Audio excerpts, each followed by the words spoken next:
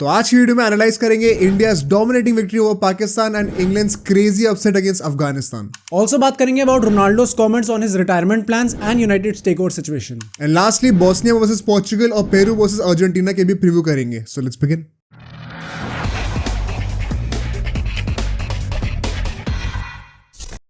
तो यार आज के पॉडकास्ट में कुछ टॉपिक्स जो है वो बहुत सरप्राइजिंग भी थे और कुछ जो है वो हमें काफ़ी एक्सपेक्टेड भी थे। कई लोग डिसएग्री करेंगे शायद इंडिया पाकिस्तान को लेके, बट आई थिंक वो काफ़ी एक्सपेक्टेड था हमारे लिए। But before you begin all the controversial topics, सबसे पहले क्रिकेट से शुरुआत करते हैं and let's start with the biggest game on planet earth which was India versus Pakistan. Before coming into the game, उससे पहले एक चीज़ हुई थी, जरा उसको जल्दी से डिस्कस कर लेते हैं, विच was the supposed ceremony, the infamous ceremony. अब सबको पता ही था कि भाई टीवी पे ब्रॉडकास्ट तो हुआ नहीं, वो सिर्फ ग्राउंड के अंदर ही रखा हुआ था कि जो लोग फैंस देखने आएंगे परचेज करके टिकट, सिर्फ उनके लिए है वो एंटरटेनमेंट। तो firstly what are your views on this? To be very honest, मेरे हिसाब से तो ये था, क्योंकि आई थिंक ये सॉर्ट ऑफ एक डैमेज कंट्रोल सिचुएशन थी। हो सकता है आईसीसी ने बाद में उनसे बोला हो कि आपने वर्ल्ड कप सेरेमनी तो कराई नहीं, ओपनिंग सेरेमनी, तो आप इंडिया पाकिस्तान के लिए कैसे करा रहे हो? And then they sort of made it into a like कि स्टेडियम की तरफ से एक सेरेमनी हो रही है, सबसे बड़ा स्टेडियम है, इंडिया पाकिस्तान गेम है, इसलिए यहाँ पे सेरेमनी कर रहे हैं सिर्फ जो मैच कमिंग फैंस है उनके लिए। आई हैव द ओपिनियन कि अगर आपको करना ही था ये चीज़ तो फिर आप कर ही देते या फिर मत ही करते। मेरा वैसा टाइप का है, क्या तो आप कर रहे हो तो 100% करो, नहीं कर रहे हो तो बिल्कुल ही मत करो, क्योंकि इन एन आइडियल सिचुएशन तो होनी ही नहीं चाहिए थी ये चीज़। अगर बाद में ये चीज़ हो रही है तो आई थिंक कि भाई फिर हमें क्यों रोका भाई, हमें भी देखनी थी वो चीज़।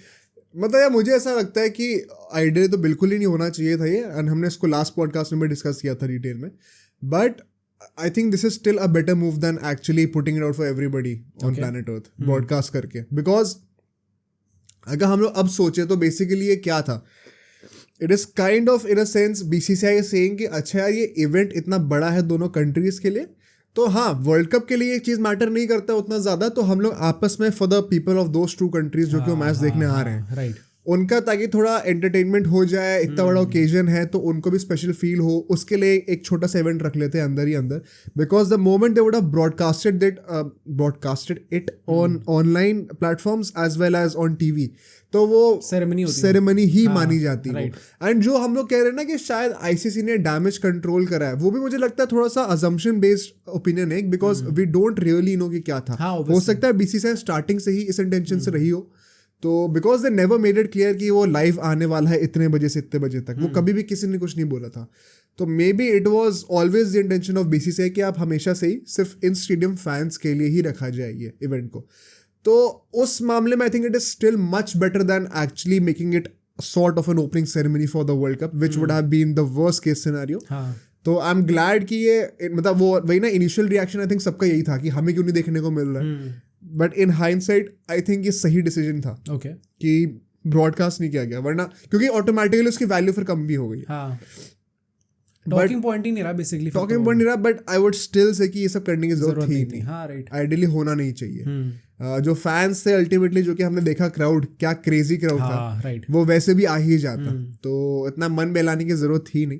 बट ठीक है, अभी डैमेज कंट्रोल कह लो, कुछ भी कह लो, I think good move by BCCI and ICC in the end. But coming on to the game now, पहली बात तो एटमॉस्फेयर की बात करी जाए अगर, we were expecting a full house, but very honestly जब से ये स्टेडियम बना है, रूमर्स से कि 1,20,000 या 1,30,000 कुछ की कैपेसिटी है, आज तक हमने कभी फुल नहीं देखा था रियली, राइट। बट इस बार हमने जेन्युइनली फुल स्टेडियम देखा था, और लिटरली स्टार्टिंग से फुल था वो। और अभी फाइनल भी यहाँ पे होने वाला है, अगर इंडिया आती है तो things are gonna get even crazy. And you know कुछ लोग, जैसे मेरे भी कुछ दोस्त गए थे देखने वो मैच, अल्टीमेटली जो उन्होंने वीडियोस बनाई हैं वो जितना ह्यूज लग रहा है देखने में, स्टेडियम पूरी लेयर्स है नीचे तक और इतनी आगे तक गई हुई है लेयर्स, तो देखने में it actually looks very special. I think it is the biggest stadium right now in the world, right. I doubt कोई इससे बड़ा स्टेडियम होगा कोई, please correct me if I am wrong in the comments for sure. But हाँ भाई, मतलब atmosphere जो expectations थी, they lived up to it properly. और तो मुझे बहुत अच्छा लगा देख के कि क्या एटमॉस्फेयर था, क्या आवाज़ें आ रही थी वहाँ पे, बड़ा अच्छा एम्बियंस बना हुआ था। But now coming to the toss and the game in general, toss जीतती है इंडिया और फील्डिंग करती है। आई थिंक हमने जब लास्ट टाइम डिस्कस किया था पॉडकास्ट में, तो it was kind of expected. Ideally क्या होता है कि यार बड़ा मैच है, ओडीआई का गेम है, तो you want to bat first and put runs on the board. But यहाँ पे कुछ सिनेरियो ही ऐसा था, हमने देखा था कि पिच जो है वो बैटिंग फ्रेंडली हो जाती है काफ़ी ज़्यादा in the second innings under the lights जब ड्यू आ जाती है तो। एंड हमने पहला गेम देखा था इंग्लैंड वर्सेस न्यूजीलैंड का, ऑल्दो वो सेम पिच पे नहीं हुआ था बट सेम ग्राउंड के अंदर हुआ था। हाँ. तो वी न्यू कि क्या एक्सपेक्ट करना चाहिए यहाँ पे हम लोगों को। तो उन सब के चलते हुए आई थिंक रोहित शर्मा ने फील्डिंग का डिसीजन लिया, बिल्कुल भी सरप्राइजिंग नहीं था मेरे लिए। राइट. आई थिंक सही डिसीजन भी था, अल्टीमेटली सही प्रूव भी हुआ। बट मुझे एक चीज़ बड़ी पेक्यूलर लगी जो कि मैं पॉइंट आउट करना चाहता हूँ। आई don't think a lot of people have spoken on this. जो पिच रिपोर्ट थी ना, जो कि मैच से पहले ये लोग देते हैं यूजुअली, वो जो पिच रिपोर्ट में जो चीज़ें बोली गई थी और अल्टीमेटली पिच जैसा प्ले आउट करी, उसमें थोड़ा फर्क था। Okay. And this just further goes on to show once again कि आप स्पोर्ट को कितना भी प्रेडिक्ट कर लो, स्पेशली क्रिकेट जहाँ पे कंडीशंस कितना मैटर करती हैं, जो कि एक वेरिएबल फैक्टर है जो कि आपके हाथ में नहीं है। वो एक्सपर्ट्स भी आप कितना ही एनालाइज कर लो देखकर, लेकिन जब असली में आप खेलोगे ना वहाँ जाके, तब भी आपको असली कंडीशन का पता चलता है। तो वो मुझे बहुत इंटरेस्टिंग लगा कि even the experts that was standing right next to the pitch, even they were not exactly correct about the pitch, because expected वही था कि ब्लैक सॉइल है, ब्लैक सॉइल पे क्या होता है ना, यूजुअली बॉल बहुत ज़्यादा बाउंस नहीं करता है, बट बहुत अच्छे से रोल हुई थी पिच, बहुत हैवी रोलर्स लगे थे। अच्छा, हैवी रोलिंग का मतलब क्या होता है, पिच के ऊपर अगर भारी 1-1 टन के रोलर चलाए जा रहे हैं तो मतलब पिच एकदम फ्लैट हो जाएगी, एकदम इवन हो जाएगी, इसका मतलब होगा कि बाउंस एकदम अच्छे से पड़ के आएगा, शीशे की तरह रहेगा एकदम। तो बैटिंग के लिए बहुत आसान हो जाता है। But as we saw, ball actually kept low on quite a few occasions. In fact कुछ पाकिस्तान के विकेट्स भी ऐसे ही हमें मिले थे। सो वो पिच जो हमें लग रहा था कि 300 तो आराम से बनने चाहिए, विच आई स्टिल बिलीव कि 300 तो कम से कम बनने चाहिए थे पाकिस्तान के।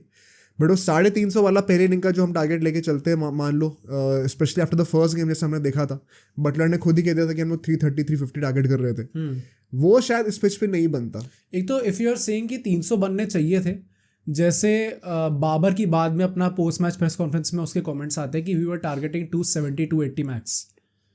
तो ये क्या, ये इसका मतलब ये है कि दे वर नॉट दैट कॉन्फिडेंट कि वो 300 तक पहुंच पाएंगे, या कंडीशंस ही ऐसी थी कि 270-280 मैक्स? नहीं, आई थिंक ये थोड़ा डैमेज कंट्रोल भी है। ओके. बिकॉज यार तुम खुद बताओ, जिस तरीके से इंडिया बैटिंग कर रही थी, तुम्हें लगता 270 डिफेंड कर पाते इजीली? हाँ, राइट. मतलब under the lights the wicket was so good for batting. Rohit Sharma वगैरह ने तो मजाक बना दिया था यार। आई थिंक 320 कुछ भी होता तो वो भी सेफ नहीं होता, right, specially with the batting lineup that India has. तो वो तो मेरे ख्याल से डैमेज कंट्रोल था कि हम तो टारगेट ही 270-280 का कर रहे थे, kind of to defend the intent that they had, जो कि हम भी डिस्कस करेंगे। But India made one change, which was Shubman Gill in place of Ishan Kishan. Are you happy with that, या फिर हमने रश कर दिया गिल को? नहीं, I think I am quite happy with that, क्योंकि अल्टीमेटली फील्डिंग भी उसने पूरी करी है। पहले कुछ ऐसे रूमर्स आ रहे थे कि he might not field full 50 overs, but उसने फील्डिंग भी काफ़ी आराम से कर ली, कैच भी पकड़ा था उसने, एंड बैटिंग करने आता है तो ही डिड लोग की मतलब एकदम राइट वापस अपने फॉर्म में आ गया, जहाँ से छोड़ा था वहीं से शुरू करा। एग्जैक्टली. लोग कहेंगे कि वो आउट जल्दी हो गया या रन ज़्यादा नहीं बना पाया, आई थिंक वो इंटेंट ही वैसी थी उस टाइम पे सारे अपने प्लेयर्स की आती उनने मारना स्टार्ट कर दिया था, सारे प्लेयर्स ने।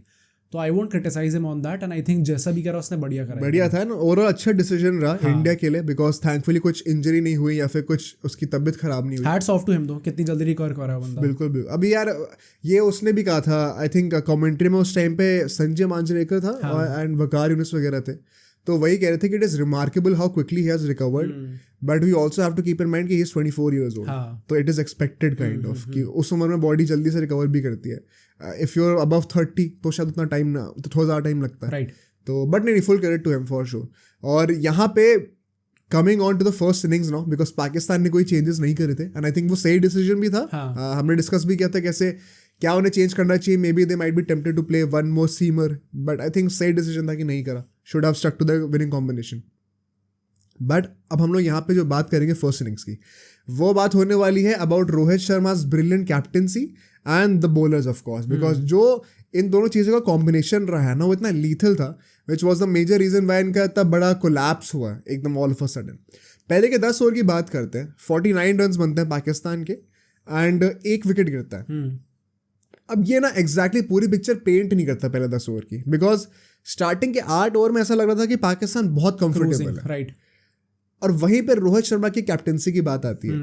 सिराज की जो पिटाई हो रही थी उस टाइम पे, any captain logically would have said कि अच्छा इसको हटा देते हैं। यूजुअली इंडिया क्या करती है, पहले बुमराह और सिराज को 4-4 ओवर देती है और फिर 1 चेंज ले आती है। सो 8 ओवर हो चुके थे, दोनों के 4-4 ओवर हो चुके थे, बट रोहित शर्मा ने कहा तू पिट रहा है, तू कोई बात नहीं, तू एक और ओवर डाल, हाँ। कोई टेंशन नहीं है, और उसी ओवर में सिराज ने वो विकेट ले लिया, उस ओवर की भी लास्ट बॉल पे। तो यार मतलब मास्टर क्लास ही थी ये। Exactly. इसको तुम कैसे जज कर सकते हो कि क्यों दिया ओवर उसको एक्स्ट्रा एक, उसकी गट फीलिंग रही होगी। एंड वो कुछ अपेरेंटली ऐसे बातें भी चल रही थी कि वॉबली सीम के साथ डालो, विकेट्स पे डालो ताकि बॉल पड़ के लो रहे, तो वो सब तो टैक्टिकल चीज़ें है ही, but the decision in the first place to give him another over, वो मेरे ख्याल से बहुत ही गट्सी डिसीजन था। इसको लेके पता है ईशान किशन ने, आई डोंट रिमेंबर कहाँ पे कहा था, I think breakfast with champions में उसका जो इंटरव्यू था उसमें ही सेड दिस कि रोहित शर्मा जब कैप्टेंसी करता है it is something about him, कि उसको कुछ ना कुछ गट फीलिंग आती है लोगों के बारे में, like sometimes about the field setting, कि ये बंदे को यहाँ पे कर दो, यहीं पे कैच आएगा, और वहीं आसपास से निकलती है। I am quoting Ishan Kishan right now, उसने ये चीज़ कही थी, kind of what we saw with Dhoni, kind of what we saw with Dhoni. And also उसने ये भी कहा था कि लाइक उसे बेसिकली दिमाग में ये चीज़ रहती है कि कब क्या होने वाला है, एंड इसलिए आई थिंक उसका से गट फीलिंग हो गई कि सिराज को एक और ओवर देके देखते हैं, and it might may of and it did ultimately. तो मुझे लगता है कि बढ़िया है भाई कैप्टेंसी में, तो मतलब हाँ भाई, वाह भाई तुमने अप्रूवल दे दिया। ऑफ कोर्स भाई बहुत अच्छी थी कैप्टेंसी। एंड उसी के बाद हम देखते हैं सिराज को जो विकेट लेता है उसके बाद से he was a different bowler. उसके बाद अगला ओवर एक और वो डालता है रिमेंबर, एंड उसमें आई थिंक सिर्फ 1 रन दिया था या 2 रन दिए थे, कुछ ऐसा ही सीन था। And on the other hand Bumrah अच्छी बॉलिंग कर रहा था, उसको रोक दिया था, which was also very logical in my opinion, because you want to save his overs for the last 10 overs, right. तो उसके बाद वो हार्दिक पांड्या को लेके आता है, हार्दिक पांड्या भी एक विकेट ले लेता है इमामुल हक का। एंड जिस तरीके से इन लोगों ने इमामुल हक का लिया था, आई थिंक या फिर उसका लिया था, शफीक का लिया था, चलो जो भी था, I am kind of forgetting, जो कॉर्ड बिहाइंड हुआ था अल्टीमेटली ड्राइव मार के। बट द पॉइंट इज कि यार जिस भी बॉलर को उसने रिस्पॉन्सिबिलिटी दी उसने कभी ना कभी टर्न अप करके दिया हमेशा। एंड वो सबसे बड़ी मुझे क्वालिटी लगी कि आप ट्रस्ट शो कर रहे हो बॉलर्स के ऊपर, और बॉलर्स भी फिर उस ट्रस्ट को जो है रीपे करके दे रहे हैं। एंड यहाँ पे मैं एक और बात बोल लूँगा, जब बाबर आजम और मोहम्मद रिजवान बैटिंग करने के लिए आते हैं, देखो उस टाइम पे ना, क्योंकि इंडिया पाकिस्तान का मैच है तो हमें लग रहा था कि चलो पार्टनरशिप बिल्ड हो रही है, धीरे धीरे करके 300 रन बन सकते हैं। बट अगर अब, क्योंकि अब एक दिन हो चुका है मैच को हुए, अब हम एनालाइज कर सकते हैं अच्छे से। If you deeply analyse the game, उनका जो टेम्पो था वो कितना नेगेटिव था in way, don't you think so? Because wicket was very good, पता है, don't get deceived by Pakistan batting I would say, because wicket इतना गंदा नहीं था, विकेट में 300 रन बन सकते थे आराम से। यहाँ पे मैं क्वेश्चन करूंगा, बाबर आजम और मोहम्मद रिजवान का जो भी 70-80 रन की पार्टनरशिप थी, आई नो बीच के वो 10 ओवर जो थे उसमें उनका एक अच्छा फेज भी था जब वो विकेट लूज नहीं कर रहे थे, but I remember how I also said उस टाइम पे कि watch out for India, because इनने हर मैच में अभी तक यही करा है, even against Afghanistan and also against Australia, कि जब बीच में विकेट नहीं मिल रहे थे तो इनने रन रोक के रखे हुए थे। एग्जैक्टली वही हुआ जिसके चलते हुए अल्टीमेटली क्या होता है भाई, आपके एक भी छक्का नहीं आया दोनों के पार्टनरशिप में, इनफैक्ट पूरी इनिंग में शायद एक भी छक्का नहीं आया, राइट। वो इंटेंट कितना लैक कर रहा था वहां पे to have a positive score despite having this so called very good partnership. I think क्योंकि जैसे ही ये लोग आउट हुए फिर वो रन रेट इंक्रीज करने का प्रेशर आ गया था एकदम से, और उसी में बाकी लोगों ने विकेट फेंकने शुरू कर दिए थे अपने। Do you think they missed a trick here? I think missed a trick, and like I would ask you, क्योंकि do they really have that kind of a batsman जो कि अंडर प्रेशर ऐसी सिचुएशंस में ही can do some big hitting? जैसे हमारे पास अपने bench पे players है, सूर्य कुमार यादव है, ईशान किशन है, वरना विराट कोहली, रोहित शर्मा, ये तो आते ही मारना स्टार्ट कर देते हैं, शुभमन गिल भी आते ही मारना स्टार्ट कर देता है, केएल राहुल भी कर सकता है। So do they actually have that kind of firepower in their batting lineup? So Mohammad Rizwan was supposed to be that, okay, in my opinion. Especially जिस तरीके से उसने पिछले मैच में बैटिंग करी थी अगेंस्ट क्या था, श्रीलंका था। हाँ. So 100 मारी नॉट आउट रहा था। I think we kind of expect that from him as well. But the point is कि यार देखो ये ना वो इंटैंजिबल्स वाली बात आ जाती है, क्योंकि हम लोग कह रहे थे ना कैसे मैच से पहले कि 1,20,000 लोग होंगे, घर पे खेल रहे हैं, 7-0 का रिकॉर्ड है, तो सारा प्रेशर इंडिया पे है। बट उसका फ्लिप साइड ये है कि इतने सारे लोग पाकिस्तान के अगेंस्ट बैठे हुए हैं वहाँ पे, तो प्रेशर उनके ऊपर इक्वली हाई है। एंड पाकिस्तान भी भाई बातें बहुत बड़ी बड़ी करके आई है इस वर्ल्ड कप में कि हमें वर्ल्ड कप फाइनल खेलना है। इवन इनफैक्ट अभी आर्थुर करके जो उनका डायरेक्टर है टीम का, उसने भी कहा है कि India is a very good team, बहुत अच्छा लगा देख के, ज़्यादा बोल दिया उसने। Now I am looking forward to meeting them in the finals. तो मतलब बातें अभी भी बड़ी बड़ी चल रही हैं, तो अगर इतनी बड़ी बड़ी बातें हैं तो आप खुद के ऊपर ही प्रेशर भी डाल रहे हो, बिकॉज इंडिया घर पे खेल रही है तो ऑफकोर्स फेवरेट्स होगी ही होगी। And as I said before the beginning of the world cup I always believe कि ऑस्ट्रेलिया वाला मैच जो है वो इस मैच से ज़्यादा डिफिकल्ट होने वाला था, which it kind of turn out to be true as well. So मतलब वही मैं कहूँगा यार कि इन बैट्समैन का इंटेंट इतना खराब था, मुझे लगता है कि वो केपेबल ही नहीं है उस बॉलिंग को डोमिनेट करने के लायक. बिकॉज श्रीलंका की बॉलिंग ऑफ कोर्स इंडिया के सामने कुछ भी स्टैंड नहीं करती. राइट. मतलब आई थिंक हो सकता है ये चीज़, बट देन अगेन मैं यहाँ पे specially call out Babar Azam को ही करूंगा क्योंकि he is suppose to be the star batsman. 50 मार दी फाइनली, 50 मार दी, नंबर 1 ओडीआई बैट्समैन भी है. तो I expect that kind of big hitting and वो अपना प्रॉपर कंट्रोल में लेना against a team like India, क्योंकि आप अल्टीमेटली नंबर 1 ओडीआई बैट्समैन तो हो ही ना. तो पॉइंट ये है कि क्या, क्योंकि Pakistan obviously does not play against many big Nations through out the year, जो ऐसे टूर्नामेंट्स में आके खेलती है, बट ओवरऑल वो ऐसे बहुत बड़े टीम्स के अगेंस्ट नहीं खेलती है. तो we can't really question them also इस चीज़ पर बैट्समैन को लेकर, क्योंकि जब वो बंदा एक्सपोज ही नहीं हुआ इन टीम्स के अगेंस्ट ज़्यादा, तो हाउ विल ही परफॉर्म उनके सामने उतना. आई थिंक इसमें मीडिया की बहुत गलती है, बिकॉज अब फालतू में Fab 4 के साथ उसको 5-5 बना दिया है. और कह रहे हो कि यहाँ का ये विराट कोहली है पाकिस्तान का. अब एक अननेसेसरी प्रेशर डाल रहे हो बाबर आजम के ऊपर भी यार. बट बाबर आजम अभी का आया हुआ है. मतलब आई थिंक अगर उसने कर भी दिया, अगर बोल भी दिया, तो that should not get to him. Ideally, yes, of course. He is that kind of a player. उस लेवल पे है, नंबर 1 ओडीआई बैट्समैन है, तो इट इज़ वेरी नेचुरल कि आपके कंपैरिजन होंगे ही होंगे. पाकिस्तान और इंडिया आपस में इतनी राइवलरी है तो होने थे कंपैरिजन. तो पर अगर if that is getting to you and if that is what is stopping you from performing in these big games, then I think it's your fault only then. और वही है ना जो मेरा पॉइंट था कि are they not capable of that. Why I say this, because आज के टाइम पे हम लोग ओडीआईज में तो स्पेशली देखते हैं कि अगर आपकी स्ट्राइक रेट हाई नहीं है तो आप you are creating a lot of first for your own team. Exactly. Even Rohit Sharma को हमने कैसे नोटिस करा कि पिछले 2 साल में उनके 100 से ऊपर की स्ट्राइक रेट है. वो एक कॉन्शियस डिसीजन है. ऐसा नहीं कि वो स्टार्टिंग से ऐसा खेलते थे. विराट कोहली हमेशा से have had a strike rate over 90 because वो स्ट्राइक रोटेट करता रहता है, डॉट बॉल्स बहुत कम खेलता है. एंड उसके बाद in fact I remember KL Rahul को हम इतना क्रिटिसाइज कर रहे थे, उसकी स्ट्राइक रेट भी 85 से ऊपर की है. ओके. तो मतलब कैन यू इमेजिन कि जो सबसे क्रिटिकल बंदा रहा है हमारी टीम का, जिसको इतना ज़्यादा गालियाँ पड़ती थी, उसकी स्ट्राइक रेट भी काफ़ी अच्छी रही है. इमामुल हक जिस तरीके से खेल के आउट हुआ इतनी कम स्ट्राइक रेट पे, प्रॉब्लम वही है कि आप अब दी ऑर्डर भी एक बहुत फायरी स्टार्ट नहीं दे पा रहे हो, which we saw with Shubman Gill and Rohit Sharma की they were not waiting for the good ball to come. हर बॉल पे वो लैश कर रहे थे जब भी उनको मौका मिल रहा था. तो another reason why I think Shardul Thakur को आज सेलेक्ट करा हुआ था फिर से over Ashwin and Shami. I know इसमें फिर से वही कॉन्ट्रोवर्सी बहुत होती है, लोग क्वेश्चन करते हैं, but I will still stick to my opinion. I think कि the reason why Rohit Sharma and Shubman Gill can play like that up the order कि हर बॉल पर अटैकिंग शॉट्स खेल रहे हो, it is because they know कि हमारे पीछे बहुत लंबी बैटिंग है, हमें प्रेशर लेने की जरूरत नहीं है. The day Shardul Thakur is not there and Shami आ जाएगा वहाँ पे, तो आई थिंक वो प्रेशर फिर हर किसी के ऊपर होगा, वो खुल के नहीं खेल पाएंगे उतना. ऑल्सो कैन वी से क्योंकि पाकिस्तान का मिडिल ऑर्डर उतना रिलायबल नहीं है, उतना स्ट्रॉन्ग नहीं जितना इंडिया का है, that could be a reason कि क्यों बाबर आजम और जो ऊपर शफीक वगैरह जो ओपनिंग करने आते हैं वो उतनी फास्ट नहीं खेलते. यार मैं ये तो नहीं कहूँगा कि बैटिंग ऑर्डर में डेप्थ नहीं है, क्योंकि शादाब नवाज सब नंबर 8 तक तो बैटिंग करती हैं. नहीं, बैटिंग तो करते हैं, क्योंकि बैटिंग तो अफगानिस्तान के प्लेयर्स भी करते हैं, बट कितना रिलायबल एंड कितने स्ट्रॉन्ग है वो.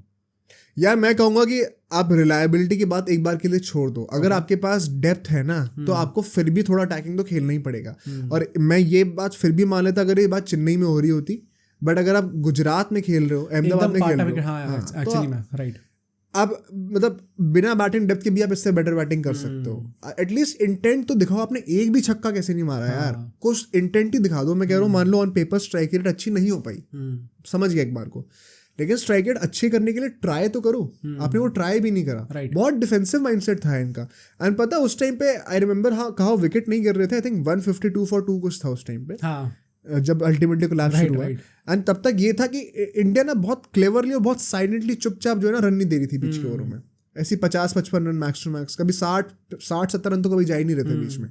Very silently they were killing and choking the runs. और उसी के चलते एक प्रेशर बिल्डअप होना शुरू हुआ था. और जब उसको रोहित शर्मा को आइडेंटिफाई हुआ कि भाई अब हमने रन्स इनफ चोक कर दिए हैं और अब ये लोग एक्सेलरेट करने जाएंगे, तब वो सिराज को वापस लेके आया. Once again brilliant captaincy by him. और वहाँ पे बाबर आजम वॉज लुकिंग, मतलब वो क्या शॉट था, और वो शॉट भी काइंड ऑफ वही था कि मैं रन्स निकालने के लिए ट्राई कर रहा हूँ, ईजी रन्स निकालने का ट्राई कर रहा हूँ, बिकॉज कुछ टाइम से रन आ नहीं रहे हैं. उसी चक्कर में वो विकेट पे बॉल थी, लो रहती है थोड़ी सी और वो आउट हो जाता है. Firstly I think a very poor shot selection by Babar Azam for sure, but credit to Siraj, क्योंकि पिटाई उसकी हुई है, हम लोग कह रहे हैं।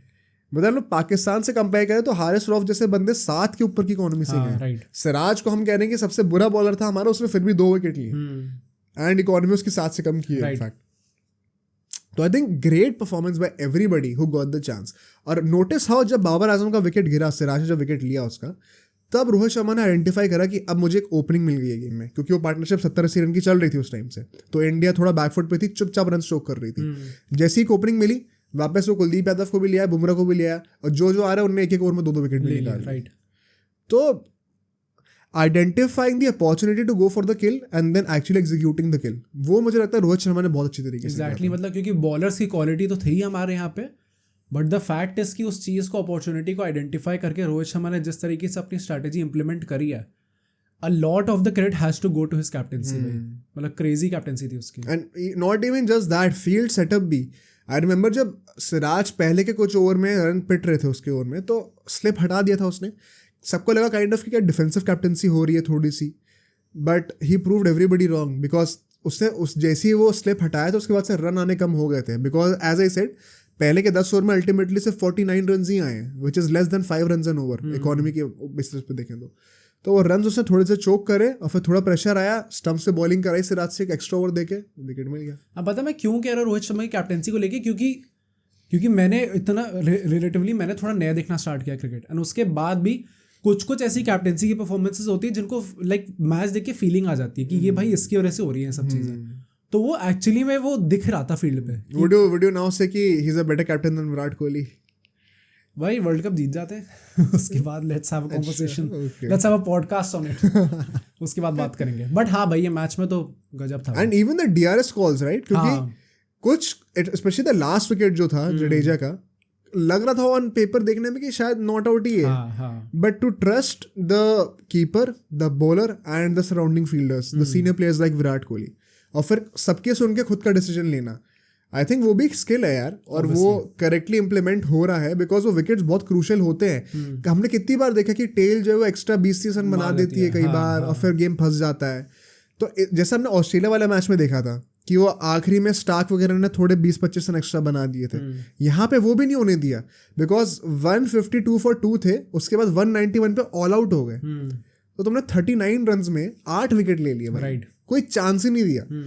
तो I think superb bowling bye everybody, क्योंकि सबने 2-2 विकेट लिए। इनफैक्ट मैंने एक स्टैट पढ़ा था, वर्ल्ड कप की हिस्ट्री में सिर्फ तीसरी बार ऐसा हुआ है जहाँ पे 5 बॉलर ने सबने 2-2 विकेट लेके इक्वली डिस्ट्रीब्यूट करा है। तो काफ़ी रेयर साइड थी ये। एंड शार्दुल ठाकुर ने सिर्फ 2 ही ओवर डाले, बट बाकी सबने 2-2 विकेट लिए। शार्दुल ठाकुर का जो क्वेश्चन है, एज आई सेड कि बिकॉज अभी हम लोग सेकेंड इनिंग्स पे आएंगे तो वो बात फिर से क्लियर हो जाएगी कि the reason why Shardul Thakur plays is because batting में फिर अपना रोहित शर्मा, शुभमन गिल सब खुल के खेल सकते हैं, एंड उसके फायदे हमें दिख रहे हैं। एक तो इज इट टाइम कि हम लोग अश्विन को रेगुलरली स्टार्ट कराए हर मैच में? तो अब वही बात आ जाती है कि आई थिंक इसी के चक्कर में शामी तो आउट ऑफ क्वेश्चन है as the third bowling option, as a third seamer. I think वो जब खेलेगा तो इन प्लेस ऑफ बुमराह या सिराज ही खेलेगा। जैसे कि आई होप कि वो अपना बांग्लादेश वाले मैच में maybe somebody can be rested, उसका ही प्रीव्यू करेंगे अगले पॉडकास्ट में। But just to give an early spoiler, I hope कि किसी को रेस्ट करा जाए, बिकॉज उसके बाद न्यूजीलैंड का मैच है आई थिंक 1-2 दिन के गैप में, 2 दिन के गैप में। तो वहाँ पे maybe you could look to rest somebody and play Mohammed Shami. But Ashwin can be there, yes, because वो एक प्रॉपर फ्रंट लाइन बॉलर भी है, because Shardul at this stage is a 6th bowler for us. तो वहाँ पे मतलब मुझे ऐसा लगता है कि 2 ही ओवर डलवाने में कोई प्रॉब्लम नहीं थी, बिकॉज बाकी सब इतनी अच्छी बॉलिंग कर रहे थे यार। और तुम क्या ही कंप्लेन करोगे बॉलिंग में जब सब लोग हमेशा ऑल आउट हो जा रहे हैं और 200 रन भी नहीं बनने दे रहे। तो I think everybody is bang on right there. Shardul Thakur का यूज़ भी ना मुझे लगता है बहुत लिमिटेड सेंस में ही है, और उसकी जो यूटिलिटी है वो बहुत स्पेसिफाइड है कि आपको इस रीज़न की वजह से रखा हुआ है। Don't expect more than this, और जब आपकी बारी आएगी तब आप अपना फुल मतलब बेस्ट करके देना।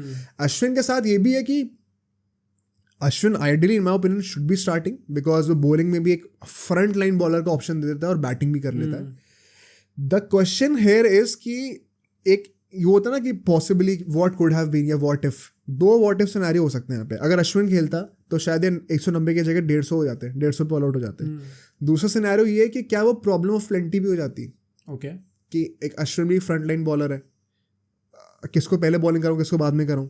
Because Shardul Thakur strictly as a 6th bowler treat करा जा रहा है, तो उतना प्रेशर नहीं है कि हमें बॉलर्स कैसे रोटेट करने हैं। हाँ। And I think Rohit Sharma की कैप्टेंसी का सबसे बड़ा पॉजिटिव मुझे लगता है बॉलर्स का रोटेशन है, जिस तरीके से ओवर्स डिस्ट्रीब्यूट करता है। तो आई थिंक रोहित शर्मा को सोच समझ कर ही नहीं खिला रहा है अश्विन को in the games that he does not want him to play. Of course we can disagree with him, but if he is getting the result, I think we are nobody to question that. Right.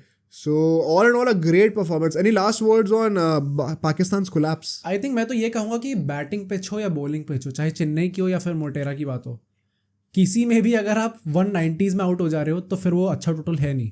इसमें आप ये भी नहीं कह सकते bowling pitch या batting pitch है। यहाँ तो बैटिंग पिच पे आपने इतने बनाया, बॉलिंग होती तब भी 200 से कम is not a good target. Right. यही चीज़ हमने ऑस्ट्रेलिया के लिए भी कही थी, यही चीज़ मैं पाकिस्तान के लिए भी कहूँगा। तो I think a very poor total by Pakistan. And मतलब आई थिंक बड़ा इजी हो गया उसके बाद से मैच जीतना, क्योंकि कोई प्रेशर नहीं था। कोई प्रेशर नहीं था। और फिर हम सेकेंड इनिंग्स पे आते हैं, बिकॉज जिस तरीके से रोहित शर्मा और शुभमन गिल ने स्टार्ट करा है, हाँ। पहले शुभमन गिल की जल्दी से बातें कर लेते हैं, बिकॉज रोहित शर्मा की तो बहुत बातें होनी है। गिल ने 16 रन बनाए और आई थिंक चौकों में डील करा है, 4 चौके थे शायद। 4 चौके थे शायद। हाँ। जो शॉट्स वो मार रहा था भाई, एब्सोल्यूट परफेक्ट टच, ऐसा लगा ही नहीं कहीं से कि वो पहली बॉल आते ही चौका मार दिया था। राइट, वर्ल्ड कप करियर की स्टार्टिंग में से करिए। इवन रोहित शर्मा ने गेम की पहली बॉल पे चौका मारा था। तो यहाँ पे जितना शुभमन गिल को देखने को मिला, आई थिंक वो एक पॉजिटिव साइन ही था, because nobody was expecting him to score a century from the get go, because अभी डेंगू से है। बट जितना खेला अच्छा लगा देख के, तो that could be a good sign. अभी अगला मैच बांग्लादेश के अगेंस्ट भी है, तो maybe he can use that to gain some confidence hopefully. Right. और उसके बाद न्यूजीलैंड वाले मैच के लिए he can be well prepared. हाँ, तो आई थिंक उसके लिए मैं ज़्यादा कुछ नहीं कहूँगा। आउट भी अपना विकेट देकर ही हुआ है, ऐसा नहीं कि बहुत अच्छी बॉल पे आउट हो गया था वो। He was being over aggressive, तो ठीक है, समझ में आता है। As far as Rohit Sharma is concern, भाई एक तो ना, अगर मैं पाकिस्तानी बॉलर्स की बात करूँ मेरी क्विकली, बिकॉज ये दोनों चीज़ें का कॉन्टेक्स्ट सेम रहेगा। देखो, रोहित शर्मा के ब्रिलियंस को तो कोई क्वेश्चन कर ही नहीं सकता, but for a second if we look at Shaheen Shah Afridi and अपना हसन अली, एक तो ना ये लोग पहले ओवर से ही स्लो डिलीवरीज डालने लग गए थे। जिस तरीके से बुमराह ने आउट नहीं करे थे 2 विकेट, कि एक ऑफ कटर डाल दी और फिर अगला एक वो शदाब का आउट क्या था कि वो लग रहा है कि पढ़ के अंदर आएगी और पढ़ के सीधी हो गई बॉल। राइट। वो ब्यूटीज थी और वो इसलिए वर्क करी बिकॉज बुमराह उसके अलावा भी 150 पे बॉलिंग कर रहा होता है, 140 से बॉलिंग कर रहा होता है। Hasan Ali 130 kilometre per hour का बॉलर लग रहा था देखने में, उसमें वो स्लो डिलीवरी ट्राई कर रहा है। Right. Against the quality of Rohit Sharma आप क्या एक्सपेक्ट कर रहे हो? वो बंदे को हम वैसे भी कहते हैं कि उसके पास ही is gifted with 1 extra second as opposed to every other batsman. अब 2-3 दे रहे हो। अब 2-3 एक्स्ट्रा दे रहे हो उसको, वो तुम्हें छोड़ेगा क्या? मतलब शुभमन गिल को तुमने बड़ी बनाई बॉलें दी हैं ड्राइव की स्टार्टिंग में, डाउन द लेग साइड तुम दे रहे हो कि फ्लिक करके लोग चौका मार रहे हैं। I think Pakistan did not help their own case either. आप होता है ना कि आपके पास कम रन ऑन द बोर्ड है, तो आप एक इंटेंट के साथ जा रहे हो कि अच्छा हम 2 स्लिप लगाएंगे, हम पॉजिटिव बॉलिंग करेंगे, खिलाएंगे उनको, आगे पुश करेंगे, थोड़ी खिंची हुई बॉल डाल के एज निकालेंगे। बट ये तो एकदम मुंह के नीचे बॉल डाल के ड्राइव खा रहे थे या तो फिर डाउन द लेग साइड डाल रहे थे, तो इतनी गंदी बॉलिंग करी इन लोगों ने। They did not give themselves any chance. और उसमें the quality of Rohit Sharma and Shubman Gill was enough obviously. And Babar Azam भी एज अ कैप्टन मुझे इतना so sad state of affairs लगते हैं मुझे। I don't think he is captain material to be very honest. ऐसा लगता है कि ही इज क्लूलेस। उसका एक ही प्लान है कि हसन अली और शाहीन शाह अफरीदी से स्टार्ट कराना है। वो वर्क नहीं कर रहा तो मैं कुछ नहीं कर सकता। फील्ड चेंजेस में उसके बहुत स्मार्ट नहीं लगे मुझे, वो रन्स रोक नहीं पा रहा था। जब सिराज पिटाई खा रहा था, Rohit Sharma was smart enough to continue with him but also not leak the runs. Field change कर दी थी। हाँ। यहाँ पे तो ना रन रुक रहे हैं ना विकेट आ रहा है। उसका विकेट आ गया गिल का, तो उसके बाद कोहली भी पिटाई करना शुरू कर दिया, कवर ड्राइव मार दी उसने 2-3 आती। इनफैक्ट पहले के 10 ओवर में 79 रन हो चुके थे और सिर्फ 1 विकेट गिरा था। तो ऑलमोस्ट 8 रन एन ओवर के तुम इकोनॉमी से जा रहे हो। ऑलमोस्ट आधे रन तुमने पहले 10 ओवर में बना दिए, तो अब क्या ही गेम बचा। एक तो जब हम लोग ऑस्ट्रेलिया में कहते हैं कि PAT Cummins is not a good captain specially in ODIs. In fact मुझे अभी भी याद है विराट कोहली भी पहले 10 ओवर में आउट हो गया था, तो 2 विकेट गिर गए थे 17 for 2। बट वही बात है ना, इतने रन बन गए थे कि कोई चांस ही नहीं था। आई थिंक इंडिया की अप्रोच वही थी कि हमें नेट रन रेट के लिए खेलना है। तो एंड जब आप नेट रन रेट के लिए खेल लो against a team like Pakistan, तो इट जस्ट शोज कि आपकी क्वालिटी कितनी नीचे गिर चुकी है। मैं ये कहूंगा जैसे हमने ऑस्ट्रेलिया में कहते हैं PAT Cummins is not a good captain in ODIs अपना T20s में, तो if we say the same for Babar Azam, do they actually have another guy who can become a captain जैसे हम स्टीव स्मिथ के लिए कहते हैं? नहीं, आई डोंट थिंक सो। अभी कोई वैसा लीडरशिप फिगर है नहीं। Okay. And all of the team members also think very highly of Babar Azam, which is a good thing कि आप कैप्टन की इतनी रिस्पेक्ट करते हो। बट दैट ऑल्सो मीन्स कि एक कोई तगड़ा लीडरशिप फिगर मुझे लगता Responsibility नहीं बढ़ है। जाती है फिर आपकी। हाँ, और कोई तगड़ा लीडरशिप फिगर मुझे सेकेंडरी लीडर कोई लगता भी नहीं है वहाँ पे। जैसे यहाँ पे यू हैव रोहित शर्मा के साथ विराट कोहली हाँ। X captain, you have Bumrah जिसने कैप्टनसी करी हुई है, यू हैव KL राहुल। तो ऑल्दो हम लोग क्रिटिसाइज करते हैं BCCI को कि आप इतना कैप्टनसी में चेंजेस क्यों कर रहे हो, बट उसका एक फायदा ये भी है कि we have a lot of leadership figures. And pitch पे देखने को मिलती है वो चीज, लाइक सब लोग डिस्कस कर रहे होते हैं आपस बिल्कुल, में। आज के मैच में तो कितना डिस्कशन हुआ था यार। तो I think full marks to Rohit Sharma दे। एंड बैटिंग की बात करी जाए भाई, हमने अफगानिस्तान वाले मैच में देखा था ये, जब वो बंदा अगर वो पहले के 2-3 ओवर में सेट हो गया है और वो उस मूड में खेल रहा है जो कि वो आजकल खेलता है, you don't stand a chance भाई, कोई चांस ही नहीं है तुम्हारा गेम में आने का। यार एक तो आई थिंक ये जो 2-3 ओवर वाली बात भी है, आई डोंट थिंक ये थ्रू आउट द ईयर ये चीज़ रही है। हाँ, like through out the year उसने अच्छा खेला है, बहुत अच्छा खेला है, बट इट्स नॉट लाइक कि वो एकदम आते ही जिस तरीके से वर्ल्ड कप में खेल रहा है, इट्स डिफरेंट, वो चीज़ दिख रही है। तो आई वॉन्ट से कि वो थ्रू आउट द ईयर ऐसे ही खेल रहा था, लगातार इतने ही तगड़े फॉर्म में था, हर मैच में ये रन मार रहा था, क्योंकि रन मारे उसने, बट ये जिस तरीके से अभी खेल रहा है वर्ल्ड कप में, इट इज़ डिफरेंट। वो 2019 वाला हैक लग गया भाई। He's him।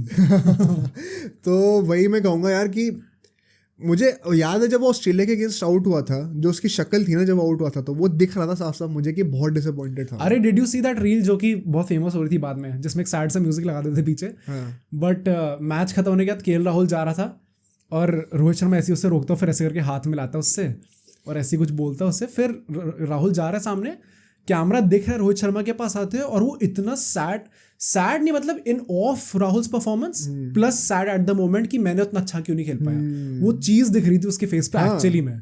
मतलब मुझे जनरली आता है जब उसने वो डिसीजन लिया था ना, DRS का डिसीजन हुआ था और वो अल्टीमेटली आउट दे दिया गया था, तो उसने ऊपर देखे जो शक्ल बनाई थी कि यार क्या मतलब वर्ल्ड कप पार आउट हो गया, वो दिख रहा था पता है लेजेंड कि वो बहुत ज़्यादा डिसअपॉइंटेड है। राइट, क्योंकि I think somewhere down the line वो उसको खुद भी अपने आप से एक्सपेक्टेशन है कि मैं वर्ल्ड कप का प्लेयर हूँ, और मैं अपने आप से बड़ी चीज़ एक्सपेक्ट करता हूँ, स्पेशली आफ्टर 2019। तो the way he performed against Afghanistan भाई, now he has that confidence. In fact I would go on to say हमने एशिया कप में भी सेम चीज़ देखी थी। पहला मैच पाकिस्तान से जब हुआ था उनका, तब वो जल्दी आउट हो गया था। हाँ। और फिर अफगानिस्तान से एक मैच हुआ था जब वो 50 कुछ पे नॉट आउट था, क्योंकि वो रन ज़्यादा बने नहीं थे चेस करने के लिए। उसके बाद से हर मैच में he perform really well. He needs that one game to get into the rhythm. उसके बाद से अभी भी हम लोग देख रहे हैं, would not be surprised if he scores big runs against Bangladesh also. And the way he was scoring those runs, कितने 5-6 छक्के मारे उसने कुछ, पाकिस्तान की पूरी टीम में छक्का नहीं मारा था। आई रिमेंबर, और उसके हर छक्का इतना बढ़िया था। एक उसने शाहिन शाह अफरीदी को पुल का छक्का मारा था, बॉल यहाँ थी सर के ऊपर, उसने उसको मारा, आई थिंक 90 कुछ मीटर का छक्का था।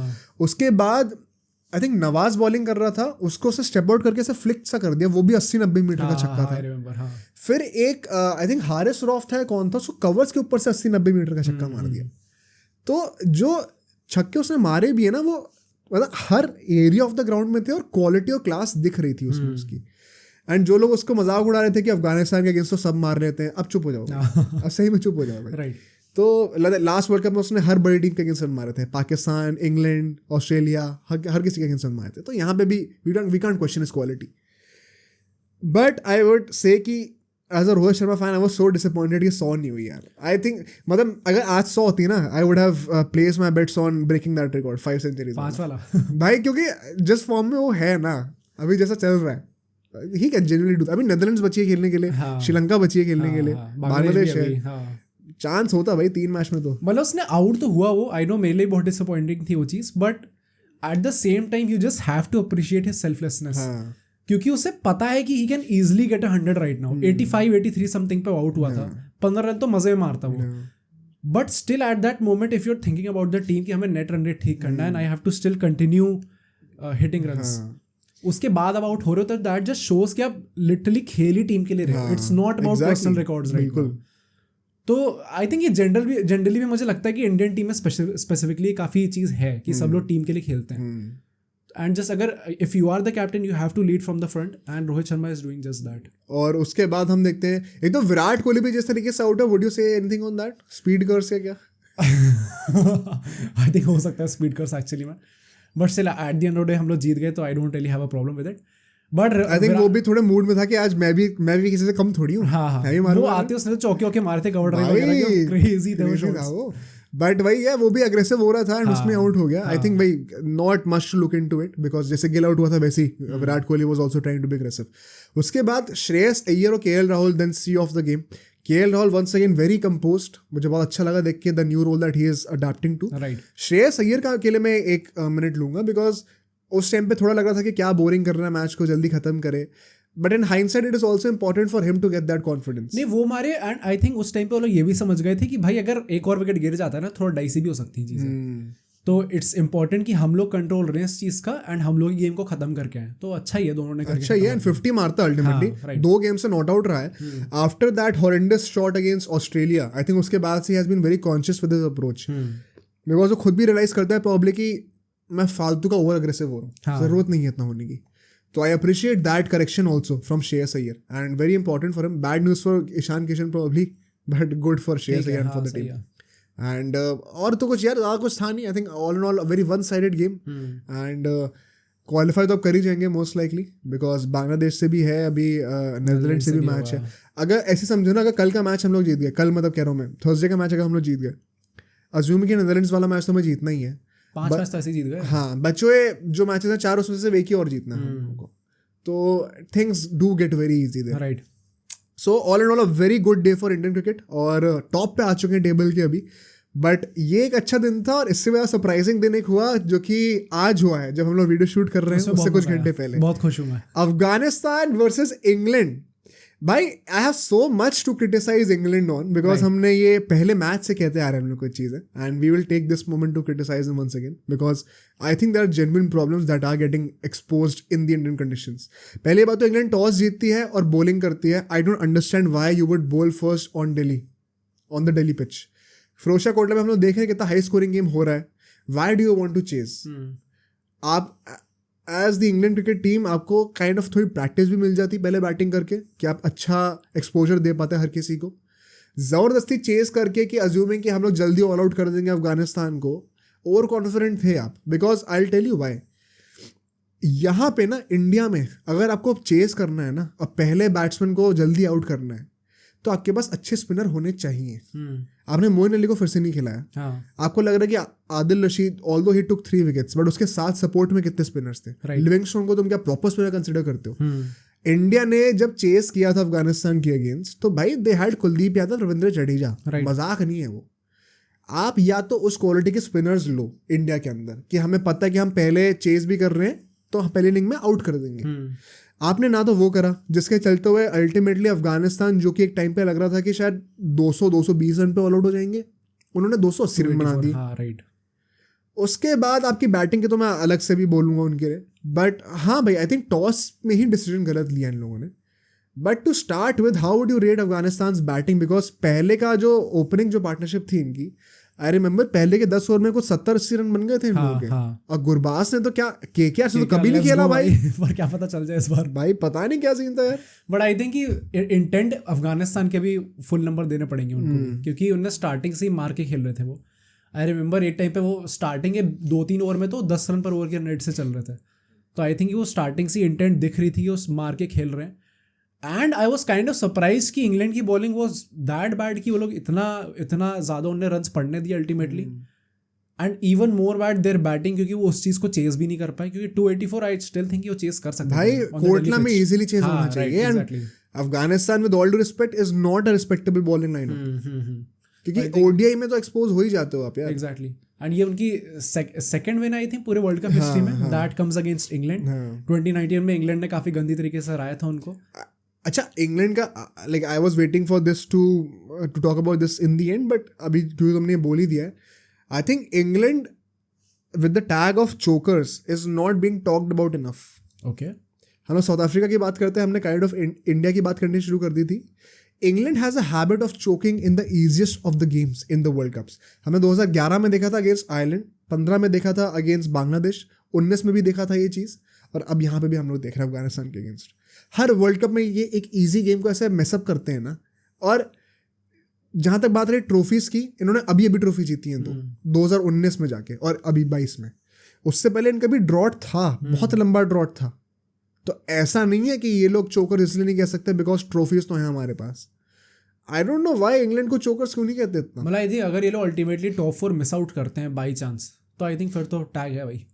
आई थिंक रिगार्डलेस आप आज जिस तरीके से चोक करे हो, England should be called the chokers भाई, especially if they don't win this world cup, right, या फिर एटलीस्ट फाइनल्स। बिकॉज जो आप टीम लेके आए थे और जो आप अप्रोच लेके आए थे, सारा हुआ आप ही लेके आए थे यहाँ पर। इंडिया को तुम कितना भी कह लो, हर बार सेमीफाइनल्स तक तो पहुंचते ही है ना, उसमें चोक कर जाते हैं, हाँ ठीक है।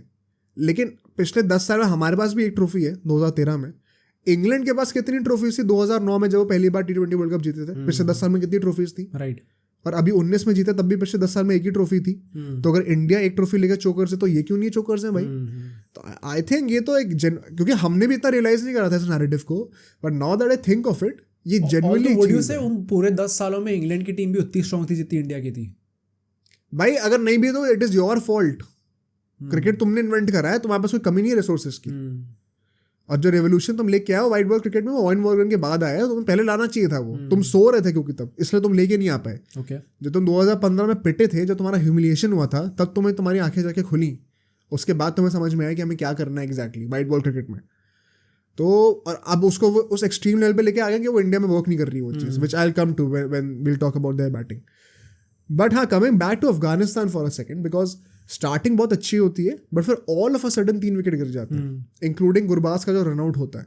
यहाँ पे जो उसका ओपनर था इब्राहिम, वो इनिशियली बहुत अच्छी स्टार्ट देता है गुरबाज के साथ, बट अल्टीमेटली 28 रन मारता है 48 बॉल्स पे। उसने बीच में 2-3 ओवर चोक करने शुरू कर दिए थे। And although he looks really good as a batsman, I think ये बहुत बड़ी प्रॉब्लम है। जब आप स्ट्राइक रोटेट नहीं कर पाते हो ना, तब ऐसा प्रेशर आता है। फिर प्रेशर में आके उसने अपना विकेट दिया और पूरी टीम को प्रेशर में डाला। एक और विकेट गिरता है जल्दी से, गुरबाज रन आउट हो जाता है। उसके बाद गुरबाज का तो रिएक्शन ही बड़ा गुस्सा आता है, बैट पटक दिया था। सो एकदम से ऐसा लगा कि ये क्या हो गया भाई। अभी अफगानिस्तान टीम इतना अच्छा खेल रही थी, अब रन रेट एकदम से रुक गई। उसमें से 2 विकेट आदिल रशीद ने ही लिए थे स्टार्टिंग के 3 में से। एक रनआउट था और 2 विकेट आदिल रशीद के थे। सो वहां पे ऐसा लग रहा था कि चलो अब इंग्लैंड अपने एलिमेंट्स में वापस आ गई है, कितना ही तुम खेल लोगे अफगानिस्तान के लिए, मैं कह रहा हूँ।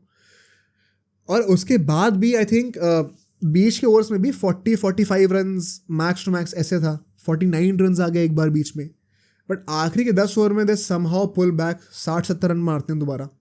और ऑल्दो 4 विकेट गिर जाते हैं उस आखिर के 10 ओवर के फेज में अफगानिस्तान के, बट वो इसीलिए था because they were going all out. Plus I think वो लोअर डाउन दी ऑर्डर जो उनका राशिद खान आया और अपना रहमान था, खिल करके इनका विकेट कीपर भी है, 150 मारी थी। इन लोगों ने भी 20-20 रन मार के 40-40 पहुंचा दिया था। तो मतलब वही बात है कि यार हमने छोटे छोटे कॉन्ट्रीब्यूशन दिए और सब लोगों ने अपना जो है बढ़िया खेला, कोई प्रॉब्लम नहीं थी वहाँ पे।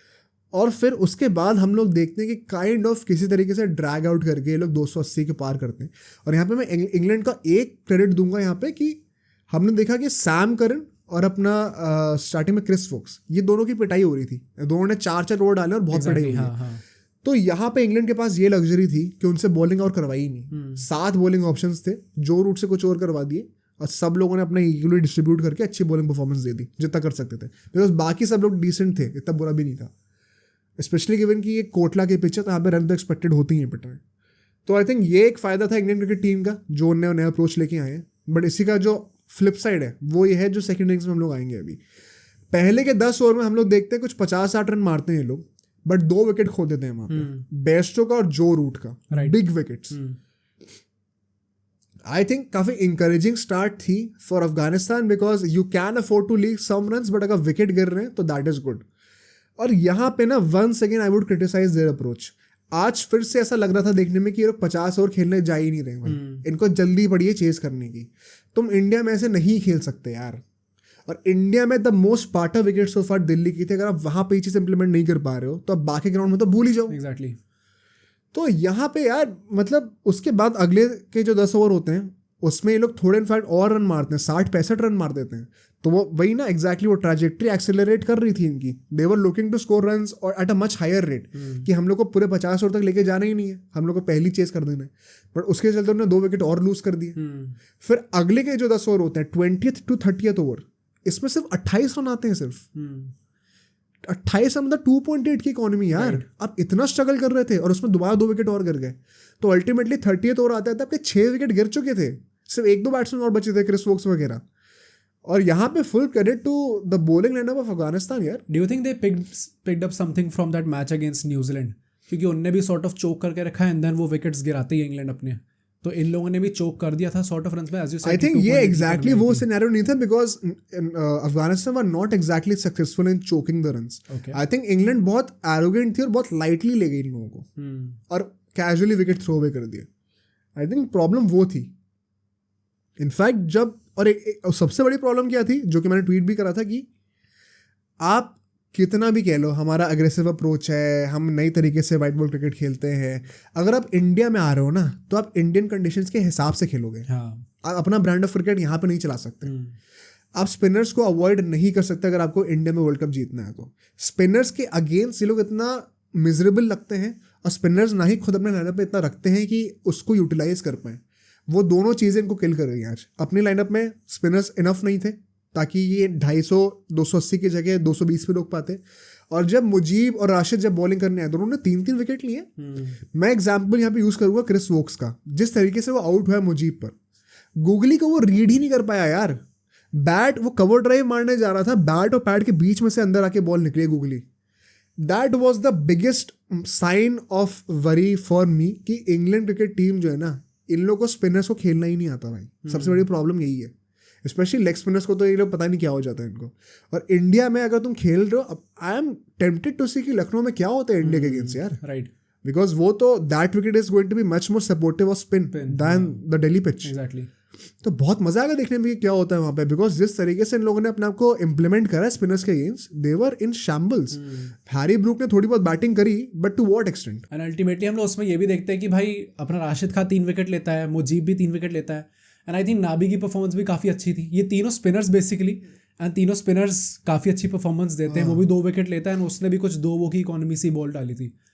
तो इट्स जस्ट दैट कि, एंड पता है मुझे लगता है कि ये चीज़ सारी उनके साथ हो रही है। जैसे ऑस्ट्रेलिया के साथ भी हमने ये चीज़ देखी, वो सिर्फ दो स्पिनर लेके आए थे।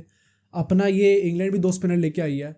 साउथ अफ्रीका भी कह सकते हैं, बट इट्स जस्ट दैट कि उनकी batting is so good and उनकी बैटिंग के जितने प्लेयर्स वो सारे इतने अच्छे फॉर्म में भी है कि वो सॉर्ट ऑफ उस चीज़ को कॉम्पनसेट कर सकते हैं। And they have much more variety in spin as well, because एक केशव महाराज है, एक फिंगर स्पिनर है, एक शामजी है जो कि एक रिस्ट स्पिनर है, तो एंड मार्करम भी बॉलिंग कर लेता थोड़ी बहुत।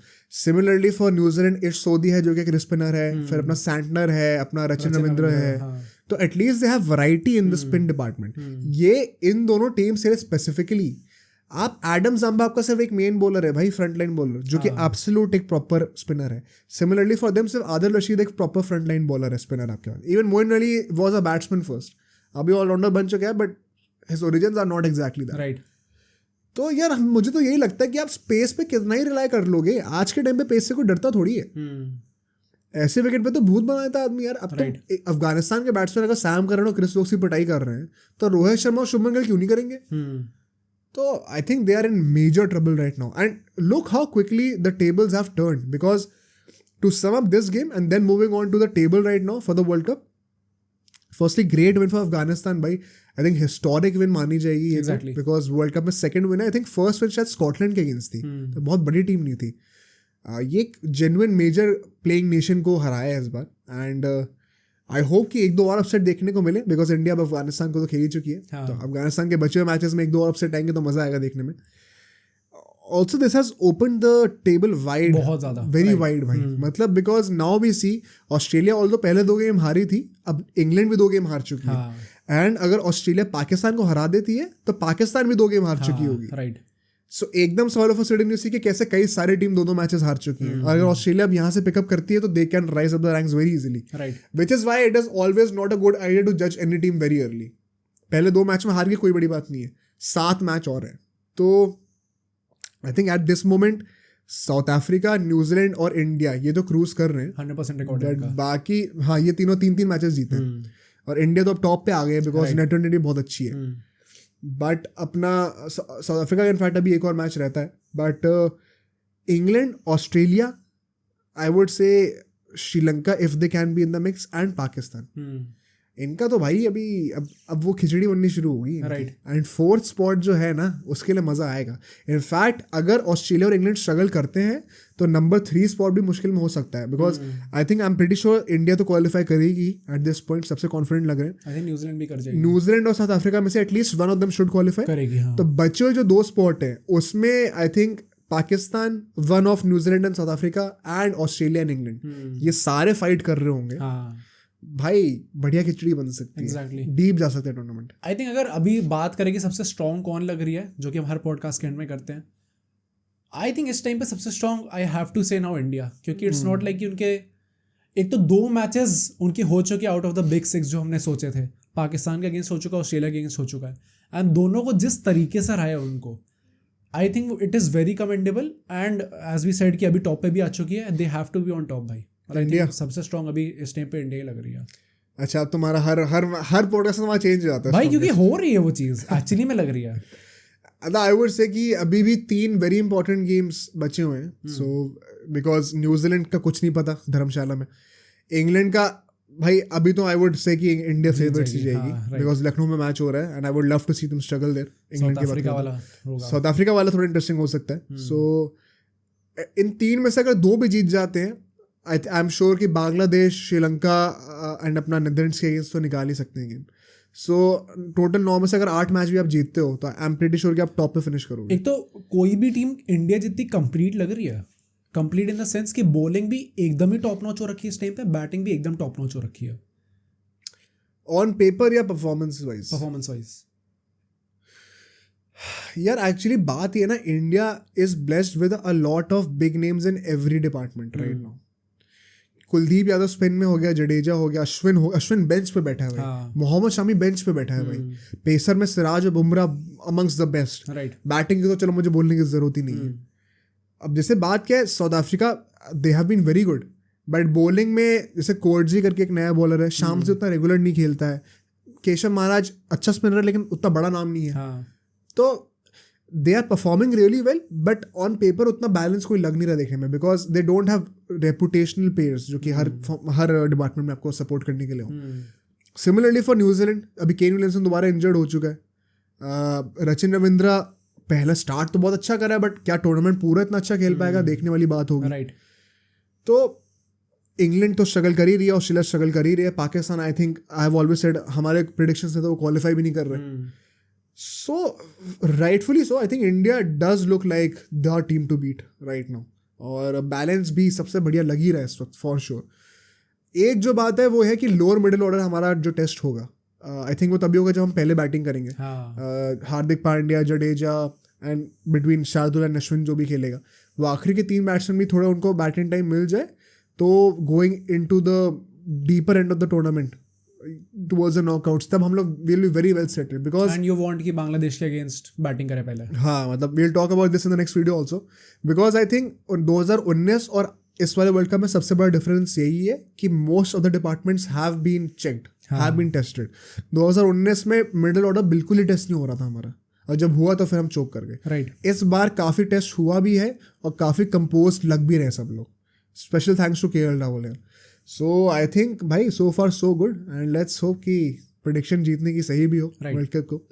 But any other thoughts from the table? क्या कुछ लग रहा है इंटरेस्टिंग अभी एज वी स्पीक? अभी हमारा इस पॉडकास्ट के रिलीज के टाइम पे ऑस्ट्रेलिया श्रीलंका का मैच चल रहा होगा। ऑस्ट्रेलिया लास्ट में इस टाइम पे, वैसे ऑस्ट्रेलिया लास्ट में नीदरलैंड से भी नीचे है वो भाई, सबसे नीचे आ रखी है।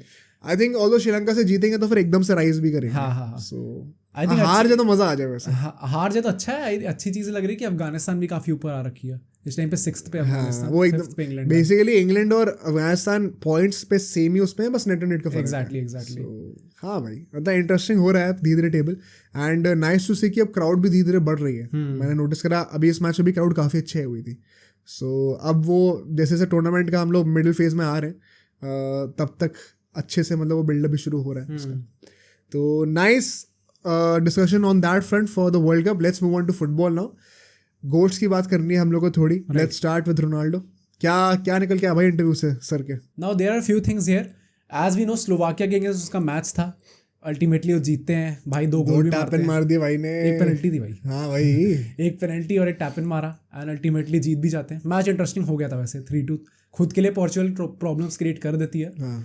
तो इंटरेस्टिंग मैच था, बट उसके बाद उसका पोस्ट मैच इंटरव्यू आता है, उसमें उससे जैसी नॉर्मली हवाबाजी करी जाती है वैसी करते हैं उसके साथ, पूछते रिटायरमेंट प्लान्स क्या है उसके, फ्यूचर क्या है उसका। तो उसने बेसिकली जनरली तो वही सब बोला कि I am very happy at Al Nassr and मतलब काफ़ी अच्छा जा रहा है season, I am always available to play for Portugal, I love playing for Portugal. कुछ चीज़ें जो हैं जो कि उससे पूछी गई हैं, उससे पूछा जाता है कि आप रिटायरमेंट का क्या सोच रहे हो इस टाइम पे, तो उसने अगेन वही चीज़ बोली है कि I am only thinking about the short term goals, मैं आगे का सोच ही नहीं रहा हूँ, आई डोंट नो आगे क्या होगा, I just want to have a good Euro. And वो ऐसा बोलता है, आई जस्ट होप कि मेरा कुछ प्रॉब्लम ना हो जाए यूरो से पहले, बेसिकली इंजरी ना हो जाए या फिर कुछ और प्रॉब्लम ना हो जाए। इसका क्या मतलब? वही, क्योंकि ये चीज़ थोड़ी इंटरेस्टिंग है। उसने कहा कि इंजरी या फिर कुछ और? हाँ, इंजरी या सम अदर प्रॉब्लम ऐसे कुछ करके बोला उसने। अच्छा, तो what does this other problem actually mean? क्योंकि हो सकता है कि हम लोग थोड़ा ज़्यादा लुक इनटू कर रहे हैं इसके अंदर, थोड़ा ज़्यादा फोकस करके देख रहे हैं, और हो सकता है उसने बस ऐसे ही बोला इंजरी या कुछ हो ना जाए। Is this a dig at the Piers Morgan interview? Is he saying कि उसके वजह से मेरा वर्ल्ड कप खराब हो गया? नहीं, I don't think Piers Morgan से, मतलब इन द सेंस कि जो यूनाइटेड का पूरा सागा हुआ, फिर उसको वो इंटरव्यू देना पड़ा, that whole thing, not just Piers Morgan, उसके चलते उसका वर्ल्ड कप खराब हो गया। मतलब मुझे तो बस ये लगता है कि शायद हो सकता है कि हम थोड़ा ज़्यादा सोच रहे हैं, बट ये भी हो सकता है ऑन द कॉन्ट्ररी कि उसके दिमाग में वो चीज़ हो कि कहीं बेंच वेंच ना हो जाऊँ। हाँ, मैं यही बोलने वाला था, बाहर ना निकल जाए टीम से, कि क्या मेरी रॉबर्टो मार्टिनेज से पटनी बंद हो जाए। हाँ। Although as of now it does seem like कि उनकी काफ़ी अच्छी बन रही है, एंड रॉबर्टो मार्टिनेज भी रेगुलरली ये चीज़ बोल रहा है कि ही लव्स हैविंग रोनाल्डो, और वो उसके प्लान्स में है, एंड आई डू थिंक कि ultimately he will start in the team, specially जैसा लास्ट मैच हुआ है उनका, उसके बारे में भी मैं आऊँगा जब अभी पोर्चुगल का प्रीव्यू करेंगे। बट एक और चीज़ उससे पूछी जाती है, वो ये होती है कि आप 1000 गोल के बारे में क्या सोच रहे हो। तो द थिंग इज कि पोर्तो का जो प्रेसिडेंट है उसने अपेरेंटली उससे एक बेट लगाई है कि आप 1000 गोल मार सकते हो या नहीं, एंड उस पर भी उसने यही कहा है कि अभी मेरा फर्स्ट गोल यही है कि मैं 900 गोल्स हिट करूँ सबसे पहले। तो what do you actually think? क्योंकि अगर हम लोग एक्चुअली सोच रहे कि वो 2027 तक कॉन्ट्रैक्ट एक्सटेंड करने वाला है, क्या वो 1000 गोल एक्चुअली हिट कर सकता है? अभी कितने हैं? 880 कुछ है? नहीं, 850 समथिंग है, 850 कुछ है, basically 140 something goals more. And मान लो 3 सीजन हो रहा है उसके पास, 50 गोल हर सीजन। क्योंकि इस ईयर की बात करें स्पेसिफिकली 2023 में has already hit 37 goals, and अभी around 15 more matches are left, तो he can very well hit the 15 matches बचे अभी। हाँ। अल नसर इतना खेलने वाली है, राइट, वहां मेसी पार्टी कर रहा है भाई, तो 4 महीने छुट्टी उसकी। हाँ भाई। नहीं, बट आई थिंक ये चीज़ है, ये जो साइड लीग्स हैं जो यूरोप के बाहर की हैं, हमने मेसी के लिए भी देखा, लाइक इट जनरली सीम्स कि they are playing every day, हर 2-3 दिन मैच हो रहा है इनका। लास्ट फ्यू इयर्स जितना एंजॉय कर सकते हैं एग्जैक्टली हमारे तो अच्छा है, but again coming to that question, क्या वो एक्चुअली 1000 गोल हिट कर सकता है? क्योंकि ही will B that first player जो कि ऑफिशियली वो हिट मार्क करता है। पहले सर अगर सब पहले सर बुरा ना माने, उनके कितने 1200 कुछ है, वो पता नहीं कहाँ कितने हैं भाई। यार at this point of time I think no, because although I could be proven very well wrong, the basis on which I'm saying this is कि अभी जैसा वो खेल रहा है वैसा वो 2 साल बाद ट्रैजेक्टरी डाउन जाएगी, ट्रैजेक्टरी डाउन ही जाएगी। राइट। तो although if there is one guy that can actually pull up his trajectory, it is Ronaldo. पता चला अभी इस साल 40 गोल मार रहा है, अगले साल 50 मार रहा है, so that could very well be possible, but logically speaking I think थोड़ा मुश्किल होने वाला है। अगर 4 सीजन कहता ना तो I would have backed him to score those many goals, because Al Nassr at the end of the day कितना भी खेलो it is just too easy for him। तो अगर 4 सीजन और होते, I think 4 सीजन में 140 गोल मारना, मतलब 35 गोल तुम मार दो हर सीजन में, आराम से हो सकता था, राइट। तो I think that would have been very plausible, but यहाँ पे 3 सीजन में मारना seems more likely that he would not do that. Although what do you say as the fan, being non-biased? Exactly, मैं ये कहूँगा कि अगर मैं अभी ये चीज़ सोचूं तो I do think कि शायद नहीं कर पाएगा अल्टीमेटली, बट who knows, क्या पता 2028 तक हो जाए अल्टीमेटली कॉन्ट्रैक्ट। यार मतलब मुझे तो ऐसा लगता है कि 2028 तक वो जबरदस्ती खींच ही रहा है फिर। हाँ, मतलब क्या 2028 का यूरो भी खेलेगा फिर? नहीं, आई डोंट थिंक कि वो उस टाइम तक वो अपना पोर्चुगल वाले उसमें कंटेंशन में रहेगा फिर सीन में। It will be just about the club. Do you think he is aiming for the world cup 2026 world cup? नहीं रियली? हाँ, मुझे एक्चुअली नहीं लगता। At this point I can't help but imagine कि deep within he wants to play that World Cup. नहीं, I think चाहता तो होगा यार, चाहेगा कौन नहीं, बट मुझे लगता है कि एक जो धक्का लगा है ना वो यूनाइटेड वाले सीन के बाद, क्योंकि हर इंटरव्यू में वो बंदा वो चीज़ एकदम से ही कहने लग गया that I am just thinking about the short term goals, मैं उतनी दूर का सोच ही रहा। ये चीज़ वो बार बार रिपीट कर रहा है हर इंटरव्यू में, एंड जब भी उसे सब्स्टिट्यूट किया भी जाता है पोर्चुगल की तरफ से, उसका attitude is very different now. World cup में तो गुस्सा होता था। हाँ, लाइक पहले गुस्सा होता था, दिखता था उसमें फ्रस्ट्रेशन, वो चीज़ लाइक अब वो नॉर्मल स्माइल करके आता है, मैनेजर से पूरा हाथ वाथ भी मिलाता है, it does seem like he is kind of accepting the fact that नहीं he's तो just- is he getting subbed off in every game? नहीं बस आई थिंक अभी इस इंटरनेशनल ब्रेक से पहले जो मैच हुआ था उसमें वो सब्स्टिट्यूट हुआ था। अभी लास्ट मैच में हुआ सबसे? नहीं तो उसमें वो ताली मार के गया था उससे एंड खुश भी लग रहा था नॉर्मल, बट इन जनरल भी जब एक मैच में स्टार्ट भी नहीं किया था वो लास्ट इंटरनेशनल ब्रेक में, तब भी कुछ प्रॉब्लम नहीं लग रही थी। तो आई डू थिंक कि उसका पर्सपेक्टिव थोड़ा चेंज तो हुआ है। एंड जो उसका वो इंटरव्यू था बाद में, लाइक जब वो अपनी 2023 में जो उसका फर्स्ट इंटरनेशनल ब्रेक था उससे पहले जो उसने इंटरव्यू दिया था उसने यही चीज़ कही थी कि I don't feel any shame in accepting कि मेरा पिछला साल काफ़ी गंदा गया, बट इन हाइंडसाइड मैं काफ़ी चीज़ें समझ गया हूँ उसके बाद से, काफ़ी चीज़ें lot of things are clear to me now. तो आई डू थिंक उसका पर्सपेक्टिव थोड़ा चेंज हुआ है, बट वही बात है कि अंदर से इंसान तो वैसा ही है, वो अंदर फायर तो वो होगी कि मेरे को खेलना ही खेलना है। तो मन की बात करें तो आई डू थिंक कि उसका होगा, but at this point I don't think that he is aiming for that. अगर आते जाते वो खेलता रहता है, and if it just happens to be कि वो खेल सकता है उस कंडीशन में, ही can be useful for the team, then I think he will probably want to play. I also think कि वो खुद भी वेट कर रहा है कि वो यूरो में खुद कैसे परफॉर्म करता है। इफ ही, क्योंकि वो खुद भी अपने आप को भी I think he would want to prove himself in his own eyes कि क्या मैं इस एज में भी I could contribute to the team that much. If by chance he has a great Euro, I think he would be pushing for that world cup very likely. Although 2023 में देखें तो his form with Portugal has been really good, like also with Al Nassr के साथ तो है ही obviously, but मैं like Portugal में like he has played 6 games and 7 goal मार चुका अल्टीमेटली, तो आई थिंक अच्छा रहा है। But not as good as Messi ने कितने गोल मारे हैं? आई थिंक उसका पिछले कुछ ऐसे 12-13 मैच में कुछ 20-25 गोल है ना वो भाई साहब, जब से वो वर्ल्ड कप के 1-2 मैच पहले से अगर काउंट करना शुरू करे तो। नहीं 2023 की बात हो रही है। नहीं मैं वैसे कह रहा हूँ तो मतलब उसका आधा भी कर दोगे तो राइट 10-15 गोल है। But talking about Portugal, let's talk about the next match which is against again Bosnia. Again a euro qualifier match, international match है और फ्रेंडली मैच नहीं है, ऑफिशियल मैच है। हर पॉडकास्ट में होने लग गया ये भी। बट अगेन ये अवे मैच है। बोस्निया इस टाइम पे उनकी जो टेबल है उस पर 3rd पे है, सेकंड स्लोवाकिया है, फर्स्ट पोर्चुगल है। लास्ट कौन है? I don't remember last, I think Liechtenstein है।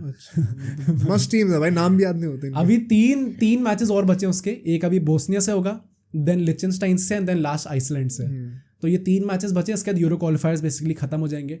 At this point also Portugal जो है वो स्लोवाकिया से 8 पॉइंट्स आ गया, तो there is no point in being an upset कि वो सेकंड आ जाए। एंड रिगार्डलेस पोर्चुगल क्वालिफाई कर चुकी है for the Euros. In saying that Roberto Martinez के अंडर एंड पोर्चुगल की हिस्ट्री में this is the fastest qualification. अच्छा हाँ, इससे पहले था कि इससे जल्दी क्वालिफाई नहीं करे वो यूरो के लिए, क्योंकि 100% विन रिकॉर्ड है इस टाइम पे। रोबर्टो मार्टिनेज को ब्लेम करते थे बेल्जियम के लिए कि इस गोल्डन जनरेशन ने वर्ल्ड कप नहीं जीता या कोई ट्रॉफी नहीं जीती। Right. Can we say that the fault was with the team and not with him because he is doing good with Portugal so far? मतलब I won't come to that conclusion, but I think players की mentality कुछ खास थी नहीं कि अगर day ब्रुयने जैसे establish player आके सब कह रहा है, राइट, तो it obviously does not feel good. And apparently वो कोर्टुआ और डे ब्रुयने की आपस में ड्रेसिंग रूम में बनती भी नहीं थी बिल्कुल भी। अच्छा, तो इधर वे ड्रेसिंग रूम की चीज़ें भी काफ़ी ख़राब थी। बट टॉकिंग अबाउट पोर्चुगल, यहाँ पे before coming to this lineup जो कि मैं अभी कहने वाला हूँ, क्योंकि मैं एक ही डिफरेंस देखना चाहूँगा। आई थिंक नूनो मेंडेस इस टाइम पे इंजर्ड है, इसलिए वो भी स्टार्ट नहीं कर रहा है। एंड इसने डालो को जो है वो लेफ्ट बैक स्टार्ट करा था एंड कैंसेलो को राइट बैक स्टार्ट करा था। Cancelo finally came back and काफ़ी अच्छा परफॉर्मेंस भी दी उसने। बट आई वुड से एक चीज़ जो लास्ट मैच में देखने को मिली, जो कि मैंने लास्ट पॉडकास्ट में कहा था, गोंसालो रामोस और रोनाल्डो को साथ में स्टार्ट करा दिया, वो स्टार्ट उसने करा दिया। Now the weird thing is कि 4-3 ही था, but Ronaldo was on the right wing. 4-3 था, 3-4-3 था, 4-3। अच्छा। And Ronaldo was on the right wing. Left पे फिलिक्स था? नहीं, राफेल लियाओ। फिलिक्स को स्टार्ट नहीं करा, जिसको लेके मैं आऊंगा कि अगर मेरा आगे बोस्निया अगेंस्ट जो होगा, I would want Felix to start. How was Rafael Leao though? एवं, अच्छा, he was not that good. And Felix जब वो भी आया स्पीड था, कर्व्स पे चल रहा है भाई। हाँ, हो सकता है लास्ट के 20-20 मिनट में जब फिलिक्स आया था तो he did look very good, very threatening. तो आई थिंक मेरा जो एक चेंज होगा पूरे इस लाइनअप से वो यही होगा कि अपना फिलिक्स को स्टार्ट कराओ, हेड ऑफ राफेल लियाओ। बाकी मैं पूरा लाइनअप सेम रखूंगा, गोंसालो रामोस स्टार्ट कराओ बीच में, Ronaldo the right wing. Now the thing is कि एक चीज़ जो सरप्राइजिंग लग रही है वो ये है कि क्या Ronaldo on the right wing हमें आगे जाके ज़्यादा देखने को मिल सकता है? भाई क्या लॉजिक है इसका? नहीं, क्योंकि अपेरेंटली इसके पीछे there are not concrete evidence, but ये चीज़ रूमर्स आई है कि रोनाल्डो से काफ़ी ज़्यादा लेफ्ट फुट की शूटिंग कराने लग गया है, लाइक अलग से उसके ट्रेनिंग सेशंस होने लग गए हैं। क्यों? क्योंकि राइट विंग होगा तो ऑब्वियसली इफ ही कटिंग्स तो नहीं, बट राइट विंग बना ही क्यों रहे हैं? मतलब आई डोंट एग्जैक्टली नो क्योंकि क्या फिलोसफी हो सकती है इसके पीछे। And may be is just that कि उसे गोंसालो रामोस स्टार्ट कराना ही कराना है. दैट मीन्स कि आपके पास राइट विंग एक प्रॉपर है नहीं इनके पास, क्योंकि Bernardo Silva does not actually play out and out right wing. वो बीच तो में रोनाल्डो midfield भी में तो आता नहीं है वैसा. नहीं, रोनाल्डो भी नहीं है, बट आई थिंक जो वर्सेटाइल जो होगा, जिसका प्रॉब्ली वीक फुट सबसे बेस्ट है, वो रोनाल्डो का ही है. एंड क्योंकि उन्हें लेफ्ट विंग में काफ़ी ऑप्शंस हैं एंड वो कोई और स्टार्ट कराना चाहते हैं वहाँ पे, प्रॉब्ली फीलिक्स या राफाएल लियाओ, तो दैट डेफिनेटली मीन्स कि Ronaldo won't start on the left wing. भाई it does not make any sense to me. Okay. Ronaldo को राइट विंग पे, बर्नार्डो सिल्वा का स्ट्रॉन्ग फुट लेफ्ट फुट है, तो Ronaldo का तुम लेफ्ट फुट जबरदस्ती डेवलप कर रहे हो, उससे अच्छा रोनाल्डो को लेफ्ट विंग पे खिलाओ. नहीं, पॉइंट ये कि बर्नार्डो सिल्वा को they are using in the midfield now, like Bruno Fernandes, Bernardo Silva and बीच में एक सीडीएम. तो भाई अब तुम बेवकूफी कर रहे हो ना, तुम्हें फीलिक्स भी स्टार्ट नहीं कराना. Either change the formation, have two strikers. Felix I do see him starting आगे चल के, लाइक भाई whatever it is, I can't make sense of this. एक तो they are also they have a problem of too many options right in their attacking positions, because लियाओ है, Felix है, Ronaldo है, Goncalo Ramos है, अपना Bernardo Silva है. अब किसको स्टार्ट कराएंगे और कितनों को स्टार्ट करा दोगे?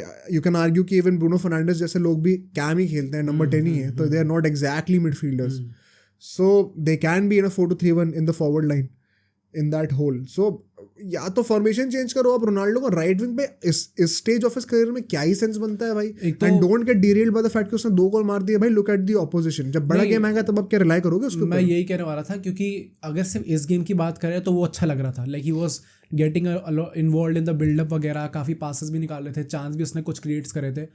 एंड गोंसालो रामोस और रोनाल्डो जब साथ में स्टार्ट करते हैं तो वो बॉक्स काफ़ी थ्रेटनिंग हो जाता है, लाइक काफ़ी अपॉर्चुनिटी प्रोवाइड करते हैं for them to head in the ball as well, and अलग से भी काफ़ी थ्रेट प्रोवाइड करते हैं. But the fact ultimately is कि इट वॉज अपना स्लोवाकिया. आगे जाके क्या ये चीज़ वर्क करने वाली है at this point? Obviously I don't think so, क्योंकि ये चीज़ पहले कभी यूज़ हुई नहीं है. एंड आई डोंट थिंक कि रोनाल्डो को at this stage of his career ये चीज़ करनी भी चाहिए. इतना बड़ा चेंज करना भी नहीं चाहिए. एक चीज़ मैं ये कहूँगा कि probably it does seem like कि जब भी उसको स्ट्राइकर पोजीशन से अलावा कहीं स्टार्ट करते हैं, even on the right wing या लेफ्ट विंग, क्योंकि राइट विंग भी हमने फर्नांडो सैंटोस के अंदर 1-2 मैचेस में देखा है, ही डज बेटर क्योंकि इनेट एबिलिटी उसकी वही है, विंगर वाली उसकी थिंकिंग है. जब भी उसे स्ट्राइकर खिलाते हैं तो इट डज सीम लाइक कि उसका गेम थोड़ा लिमिट हो रहा है, and obviously is not that good. Hold up play उसका उतना अच्छा नहीं है, and when his back is against the goal वो उतना अच्छा परफॉर्म नहीं कर पाता है. तो आई डू थिंक कि जब उसे विंग पे रखते हैं तो वो बेटर परफॉर्म करता है. But in saying that, right wing पे अगेंस्ट अ गुड ऑपोजिशन क्या आप इस चीज को ट्रस्ट करने वाले हो? I don't trust it right now. We have to see कि अल्टीमेटली ये चीज़ कैसे पैन आउट होती है, क्योंकि it's just euro क्वालिफायर्स right now. And या तो आपके फ्रेंडली मैचेस वो कुछ स्ट्रॉन्ग टीम्स के अगेंस्ट हो, उसके अगेंस्ट आप ट्राई करके ये चीज़ देखो. तो हो ही नहीं सकता ना यूरोप में. नहीं, आई थिंक अगर कोई फ्रेंडली करा दो, जैसे मतलब हो सकता है फ्रेंडली, तो जैसे आई थिंक एक बीच में रूमर चल रहा था कि पोर्चुगल और अर्जेंटीना के बीच में भी हो सकता है. तो या तो आप कोई फ्रेंडली करा के चीज़ ट्राई करो, बिकॉज अगर आप यूरो क्वालिफायर्स के बेसिस पे यूरो में अल्टीमेटली ये स्ट्रैटेजी प्ले आउट करने वाले हो, then we are in trouble yet again. Acuna होगा ना वहाँ पे, हाँ, छोटा बॉडी बिल्डर, वो तो भाई तोड़ने को तैयार रहेगा रोनाल्डो को. अर्जेंटीना की तो मेंटालिटी भी वैसी है ना भाई, बॉल आए ना घुटना तोड़ दो, स्टार्टअप. हाँ भाई, स्टार्टअप ही करो सीधा. वो नहीं देख रहे करियर किसका बच रहा है कि नहीं बच रहा. पोर्चुगल प्लेयर्स लड़ेंगे भी नहीं, पोर्चुगल के प्लेयर्स लड़ेंगे भी नहीं. क्यों भाई? कौन लड़ता है पोर्चुगल के? वो आपस में एक दूसरे के लिए नहीं लड़ते. हाँ. नहीं, आपस में एक दूसरे के लिए भी नहीं लड़ते. भाई लड़ेंगे भी तो वो अर्जेंटीना के 11 प्लेयर्स साथ में तैयार होते हैं भाई एक के ऊपर चढ़ने के लिए. हाँ, वैसे मेक सेंस. थोड़ा सा ओवरक्राउडिंग भी हो जाएगी. But having said that, I think कि मैच काफ़ी अच्छा था. एंड रोबर्टो मार्टिनेज के अंदर अभी तक देखे तो कितना भी कह लो, बट ऑब्वियसली वो चीज़ रिजल्ट्स ला के दे रहा है, तो we can't really question him that much. But वही बात है कि जब एक अच्छा अपोजिशन आता है उसके अगेंस्ट आप कैसे कर पाते हो. एक चीज़ मैं और बोलूँगा, रोबर्टो मार्टिनेज के under Bruno has been phenomenal भाई. पूरे यूरो क्वालिफायर्स में he has given 7 assist, which is the most out of any other country. अच्छा, तो वो दिख रहा है वो चीज़. एंड इसमें भी आई थिंक उसने 2 असिस्ट दिए इस गेम में. अच्छा, जो लास्ट असिस्ट था एक गोंसालो रामोस को दिया था, और जो लास्ट असिस्ट था जो टैपिन था वो भी काफ़ी अच्छा असिस्ट था, क्योंकि एकदम रोल होके उसके पास आई थी काफ़ी दूर से. वो भी ब्रूनो फर्नांडिस ने दी थी. तो वो दिख रहा है कि वो चीज़ कितना इम्पैक्ट ला पा रहा है गेम में. And I am very happy to see that, क्योंकि ब्रूनो फर्नांडिस के पास वो एबिलिटी है. इट्स जस्ट दैट कि फर्नांडो सैंटोस के अंदर बहुत अच्छे से यूज हमने थ्रू आउट द ईयर्स होते हुए नहीं देखी थी. Should he be made the captain now officially, first captain Portugal का? ना रोनाल्डो ही तो ऑब्वियसली. नहीं, I am asking should he be made the captain? नहीं, I don't think so. Why not? Easily Ronaldo है भाई. He is the bigger player, he is the bigger leader. उस time पे इतने साल से करता आ रहा है. Given that now he would possibly be in a supporting role, Ronaldo. हाँ, गोइंग फॉरवर्ड? मतलब मेरा is it the right time? Because as a captain अगर आपके पास वर्ल्ड कप से पहले एक बड़े टूर्नामेंट का एक्सपीरियंस आ गया which is the euros, long term planning के हिसाब से देखो तो अच्छा ही है ना. मतलब ये चीज़ वैसी हो जाएगी लाइक आप कोपा अमेरिका में किसी और को कैप्टन बना दो क्योंकि मेसी आगे का वर्ल्ड कप नहीं खेलने वाला. ऑब्वियसली इट वोंट हैपन क्योंकि सो आई थिंक द डिफरेंस जो कि हमने पहले भी डिस्कस करा वो ये है कि मैनेजमेंट तो चाहती है कि मेसी खेले. अब यहाँ पे रोनाल्डो खुद ही श्योर नहीं है और मैनेजमेंट भी कह रही है कि we'll see. Nobody is commenting as such outright कि हम चाहते हैं रोनाल्डो 26 में खेले, बट स्कैलोनी वगैरह और पूरी टीम खुद कह रही है कि हम चाहते हैं खेले. बट मेसी कह रहा है नहीं खेलना. सो वही ना, तो डिसाइड अल्टीमेटली कप्तानी का रोल डिसाइड कौन करता है? मैनेजमेंट ही करता है. तो अगर उनने कह दिया, and in fact I will come to this when we will talk about Argentina. अभी पिछले मैच में जब मेसी सबन होके आ रहा था तो उसने ओटामेंडी को मना कर दिया था कि मत दो कैप्टन. हाँ राइट. आई थिंक वो प्लेयर्स और मैनेजमेंट रिस्पेक्ट ही इतना ज्यादा करते हैं कि they want to see him as the captain. नहीं, आई थिंक पोर्चुगल फेडरेशन तो इधर वे won't take away his captaincy. Like the president of Portugal वो कितनी बार आके कमेंट्स देता है. लाइक इवन आफ्टर पोर्चुगल जब बाहर हुई थी वर्ल्ड कप से तो भी आके उसने खुले में आके कमेंट्स दिए थे कि आप रोनाल्डो क्रिटिसाइज नहीं कर सकते इस चीज में, what he has done for the countries वगैरह वगैरह वगैरह. And also I was saying this just to be the devil's advocate. The reality of the situation is कि फुटबॉल में लीडरशिप वाला concept is also very fluid as oppose to something like cricket जहाँ पे एक captain है तो captain है. एक तो फुटबॉल में मेजरली डिक्टेट जो कर रहा होता है आपका मैनेजर कर रहा होता है tactics. And we have seen this so many times. जैसे अभी बार्सिलोना में सर्जियो रोबर्टो फर्स्ट कैप्टन है पर स्टार्ट थोड़ी करता है. तो रोनाल्डो स्टार्ट नहीं भी करेगा तो जो भी पिच पे होगा वो बन जाएगा. पॉइंट हुआ है कि कैप्टन का काम फुटबॉल में वो डिसीजंस लेना या फिर इंस्ट्रक्शंस देना नहीं होता. इट इज़ जस्ट दैट कि कैप्टन वो होगा जो कि अल्टीमेटली ऑन फील्ड डिसीजंस जो है उसमें प्रोटेस्ट करेगा या फिर कुछ सपोर्ट करेगा, प्लेयर को कुछ प्रॉब्लम होगी वो चीज़ एड्रेस करेगा ऑन फील्ड जो हो रहा होगा. बाकी जो चीज़ है वो बंदा अपना मैनेजर ही लेने वाला है. एंड आई डोंट थिंक कि कोई भी चांस है इस टाइम पे तो रोनाल्डो से कैप्टनसी लेने का. तो आई डू थिंक कि रोनाल्डो ही कैप्टनसी लेने वाला है. एंड लेट्स होप कि आगे जाके भी चीज़ें अच्छी होती हैं. काफ़ी अच्छी लग रही है इस टाइम पे पोर्चुगल, बट वही बात है कि डोंट गेट कैरिड अवे इस टाइम पे. तो यहाँ से मूव ऑन करते हैं. लेट्स गो भाई towards the official GOAT which is Messi. भाई अर्जेंटीना का मैच होने वाला है पेरू से which is their world cup qualifier game. तो अभी ऑफिशियल मैच ये भी हो रहा है, वो भी अवे मैच है गेम और अवे मैच है. And this is probably the काम बिफोर द स्टॉर्म बिकॉज इसके बाद जो अगले 2 मैचेस आने वाले हैं वो बिगेस्ट हैं. ब्राजील है और एक और है उरुग्वे से. तो द बिगेस्ट टीम से इनका मैच होगा अगले महीने. तो यहाँ पे these could be very easy points to encash. As of now Argentina top of the table है बिकॉज ब्राजील अभी एक मैच ड्रॉ कर दिया था. तो 3 मैच के बाद अर्जेंटीना के सबसे ज़्यादा पॉइंट्स हैं. 3 में 3 विक्ट्रीज हैं उनकी. तो करंट फॉर्म, इनफैक्ट भाई करंट फॉर्म क्या मैं तो कहूँगा पिछले 3-4 साल में सिर्फ एक ही मैच हारे जो कि सऊदी अरेबिया से हारे. तो इम्पेकेबल फॉर्म तो चली है, उसमें तो कोई क्वेश्चन है नहीं, सबको पता है एट दिस पॉइंट. पेरू की बात करते हैं. पेरू जो है वो अभी सेकंड लास्ट है टेबल पे और पिछला मैच अपना 2-0 हार के आ रही है अभी. तो ऐसा नहीं कि बहुत अच्छे फॉर्म में रही है. एंड अगर मैं हेड टू हेड की बात करूँ तो लास्ट टाइम जब अर्जेंटीना से जीते थे तो 1997 में था कोपा अमेरिका में. बहुत टाइम हो चुका है. तो हिस्टोरिकली ऑल्सो अभी Argentina has had the edge over them always. तो ऑल्दो अवे गेम होगा अर्जेंटीना के लिए, बट अभी हमने इसे बोलीविया में भी देखा था अवे गेम जाके कैसे डोमिनेट करा था. आई थिंक बहुत ज़्यादा ट्रबल नहीं होनी चाहिए. I would consider Argentina the clear favourites है. I think it's not a big deal right now this game. I would be surprise अगर ड्रॉ होता है तो. Let me put it that way. They should be winning this.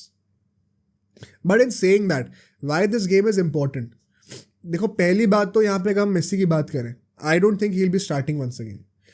क्योंकि ऐसे rumours है कि he is still recovering from that injury. अभी fully recover नहीं हुआ. एक तो क्या इतनी मेजर इंजरी हुई थी उसको, लाइक क्योंकि he has taken a lot of time to recover. मुझे ऐसा लग रहा है ना कि at this point of time he is also taking this as an excuse to basically prepare the team for the days when he will not be there. मुझे ऐसा भी लगता है काइंड ऑफ. ओके. बिकॉज जिस तरीके से उसने second half में आके खेला था लास्ट गेम, 2 तो उसने वुडवर्क करा, उससे 2 बार पोस्ट पे मार दिया उसने. आराम से 2 गोल हो सकते थे उसके. And the way he was playing also, he did not look like he was in some sort of pain or exhaustion हुआ था. He was looking very good. And team also एकदम seamlessly उसके around transition कर जाती है. उससे पहले कुछ और चल रहा होता है, उसके आते ही एकदम ही मेसी पे फोकस आ जाता है. And team को बिल्कुल भी प्रॉब्लम नहीं होती उस चीज़ में. तो I think they have cracked the code of how to play with Messi whenever he's on the pitch. Now it is about the other half of the problem. कि problem तो नहीं, मैं नहीं कहूँगा इसमें problem तो कुछ भी नहीं है. The other half of the puzzle basically कि how do we manage without him. जो कि we saw in the game against Bolivia, 3 गोल मारे थे इन लोगों ने. पिछले मैच में 1 ही गोल मारते हैं ये लोग अल्टीमेटली, जो कि ओटामेंडी से आता है. बट अगर फ्रंट थ्री की बात करें आई थिंक वो सेम ही रहेगी. In fact I don't think team में बहुत ज़्यादा फर्क होगा. अगर मैं लाइनअप की बात करूँ तो लास्ट मैच इन लोगों ने अल्वारेज, इसने अपना मार्टिनेज और गोंजालेस तीनों को स्टार्ट करा दिया था. ऑन पेपर वो 4-3-3 था, बट वही है वो Alvarez can cut in between, एक सेकंड स्ट्राइकर की तरह भी खेल सकता है. Right. और वो 4-4-2 में बदल सकता है. मैकलिस्टर लेफ्ट विंग में चला गया लेफ्ट विंग बन के, तो वो 4-4-2 और 4-3-3 में शफल अप कर सकते हो इजीली. हमने जो अर्जेंटीना के टिपिकल टैक्टिक्स रहे हैं स्कैलोनी के अंडर, हमने बहुत बार देखा है. और फिर जब मेसी आ जाता है तो वो भी सीमलेसली उसके राउंड गेम बन जाता है बहुत इजीली. तो I think we can once again test the bench strength कि अगर मेसी मान लो फिट ना हो तो फिर टीम कैसा परफॉर्म करेगी. It is a good test for them because I know Messi would want to be fit for the upcoming 2 games against Brazil and Uruguay. वहाँ पे he would not be resting. Right. So this is that one last good chance. So I think Messi may not or even should not start. I think वो बहुत ज़्यादा ज़रूरत नहीं है. Of course, as a fan, I would love for him to start and score a hat trick because Ronaldo ने भी 2 गोल मार दिए. अब तो थोड़ा सा लेवल बनना चाहिए. But practically speaking, कोई बहुत ज़्यादा ज़रूरत है नहीं स्टार्ट करने की because on paper it is not a very big game. So I would not make unnecessarily a very big deal out of it. अगर हम लोग एक जो players to watch out for के हम लोग थोड़ी सी बात करें, I think Alvarez could be that one guy because मुझे याद है बोलिविया वाले मैच में भी he did not score but he was hitting the post frequently, he had some chances और सिटी से बहुत अच्छा खेला है. पिछले मैच में भी गोल नहीं मार पाया था although he was starting. Ultimately Messi की जगह भी सब ऑफ हो जाता है वो. I think he has a point to prove with Argentina because world cup के बाद से he would like to continue his form. Right. Because अभी अपना इसने लोतारो मार्टिनेज ने भी कोई गोल मारा नहीं है. तो it's not like he has started performing and Alvarez goal नहीं मार रहा है. Alvarez still has the upper edge. I would love for him to score and maintain that lead over him because Lautaro Martinez with Argentina has been awful भाई जब से world cup शुरू हुआ for some reason. So I think an important game for Alvarez because जब Messi आ जाएगा maybe he would not start. probably a last chance for him before the year ends in my opinion. Another player would be अपना Amy Martinez. भाई Amy Martinez का record बन गया है. I think international football का record बन गया है most minutes without conceding. Last time वो उसने वर्ल्ड कप फाइनल में कंसीड किया था, उसके बाद से कंसीड ही नहीं करा है भाई. तो मतलब भाई एमी मार्टिनेज तो अलग ही ब्रीड लग रहा है मुझे इस टाइम पे. And would be interesting to see क्या वो रिकॉर्ड मेंटेन कर पाता है कि नहीं. Right. Especially against the upcoming teams Brazil and Uruguay. क्योंकि ब्राजील को अगर आपने चुप रखा तो भाई major shout out to him. Right. In fact मुझे याद है पिछले के 2-3 फिक्सर्स जो हुए हैं ब्राजील और अर्जेंटीना के, सब में ब्राजील ने गोल नहीं मारा है. Right. Be it the Copa America final और 1-2 फ्रेंडलीज भी हुए थे, किसी में भी गोल नहीं आया था. और मिडफील्ड की बात करें तो यार मिडफील्ड में वही मैकलिस्टर, एंजो फर्नांडिस, डिपॉल जो रेगुलर्स है वही स्टार्ट करेंगे. I don't see a lot of changes then. Same with the back line also. तो I don't think a lot of changes should be expected out of this game because ज़रूरत नहीं है इतना. And at the same time you want to maintain that lead over Brazil क्योंकि उन्होंने अभी draw कर दिया and you are 2 points above them. क्योंकि अगर मान लो कल को ब्राजील से हार भी जाएंगे तो भी फिर then you will be on level. तो फर्क नहीं पड़ेगा उतना. तो I think on paper this game is kind of on the lighter side but you still want to win it. So a balance between good changes or maybe the same team could be expected. Right. But अगर Messi की थोड़ी सी बात करें यहाँ पे because last game में भी the way he played, I know तुमने highlights देखे थे उसके जो उसने 2-3 वो जो पोस्ट मारे थे फ्री किक वाला उसने मारी थी. हाँ. What would you say about that? बढ़िया भाई. आई थिंक फ्री किक से तो एक्सपेक्टेड था ही वो चीज़. एंड वो कॉर्नर वाला था. आई थिंक वो चीज़ तो वो बन चुका है वो ट्रेंड. वो बहुत टाइम से ट्राई कर रहा है भाई. ये मुझे याद है ये 3-4 साल से चल रहा है इसका. वो बारसा के टाइम से भी चल रहा है वही तभी से. और वो मुझे लग रहा है अब वो मार कर ही रिटायर होने से पहले मारना चाहता है. हो सकता है. हाँ. Because generally it does not make sense to go directly for the goal from the corner spot. वो हर दूसरे मैच में होता ही उसका कुछ ना कुछ ट्राई होता है वो चीज़. आई थिंक ऑलमोस्ट गोल हो गया था. एक ये उसका और एक ये बाइसाइकिल की एक रोनाल्डो का. इवन ये अभी लास्ट मैच में उसकी जस्ट बाइसाइकिल की एक स्कोर हो गई थी. Like it went just above the post. तो ये रोनाल्डो ये चीज़ ट्राई करता रहता है एंड वो अपना वो उसके लिए ओलंपिक के लिए ट्राई करता है. मतलब who knows भाई, one of these days it might go in. But 2-3 बार उसका पोस्ट पे लगा हुआ है वैसे. एक वो एल क्लासिको में भी लगा था. वो तो मुझे याद है. वो बारिश हो रही थी ना उस दिन खूब ज़्यादा. हाँ. कोर्तवा की शक्ल उस टाइम पे जो बनी हुई थी. राइट. बट होपफुली भाई मारे एक बार. बट फ्री किक वाला भी मुझे लग रहा था वो रिप्ले दिखा रहे थे कई बार उसका. Messi was about to celebrate. भागने लग गया था चला गया और फिर रुक गया था. मतलब उसको खुद भी लगा था कि अंदर ही जा रही है.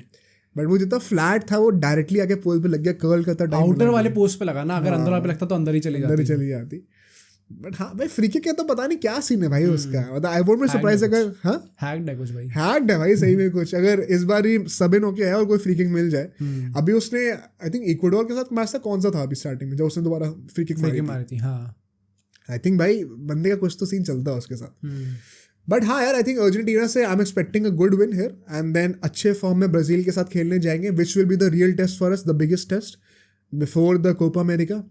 अगर ब्राजील को हराते हैं यहाँ पे कॉन्फिडेंटली, तो आई थिंक कोपा अमेरिका भी they will enter as the favourites. Would you agree with that? Obviously I think either way अगर ब्राजील को नहीं भी हराते तो भी कोपा अमेरिका में तो एज फेवरेट्स ही एंटर करने वाले हैं, जस्ट बिकॉज कि उनका कितने लास्ट कोपा अमेरिका से लेके अभी तक क्या रिकॉर्ड चल रहा है. But like Brazil is that team जो कि हरा सकती है अर्जेंटीना को. आई थिंक इस टाइम पे कोपा अमेरिका जो भी कॉम्पिटिशन है उसमें Brazil he is that team जो कि हराएगी, मतलब अगर हराएगी तो. मतलब आई गेट क्यों उरुग्वे कह रहे हैं लोग, बट आई थिंक वो काफी दे हैव फॉलन क्वाइट अफार, काफी नीचे गिर चुके हैं जो स्टैंडर्ड था उरुग्वे का उससे. No fair point. लाइक वापस थोड़ी यंग टीम आ गई है and it will take time to gel up वापस साथ में. तो all in all भाई, let's hope a good display from Argentina and hopefully a goal or two from Messi if at all he plays. But now let's move on to the last topic of the podcast, which is about Manchester United. Again हमारी favorite. क्या चल रहा है भाई इनके साथ? तो इसमें काफ़ी चीज़ें हैं, मैं आपको पहले बता देता हूँ क्या क्या चीज़ें हुई हैं इसमें. तो पहली बात तो आई थिंक सबको पता ही है कि यूनाइटेड का टेक ओवर सिचुएशन बहुत टाइम से चल रहा है. लाइक रोनाल्डो ने जब वो इंटरव्यू दिया था उसके बाद से ग्लेजर्स ने ऑफिशियली ये चीज़ डाल दी थी कि we are looking to sell this club.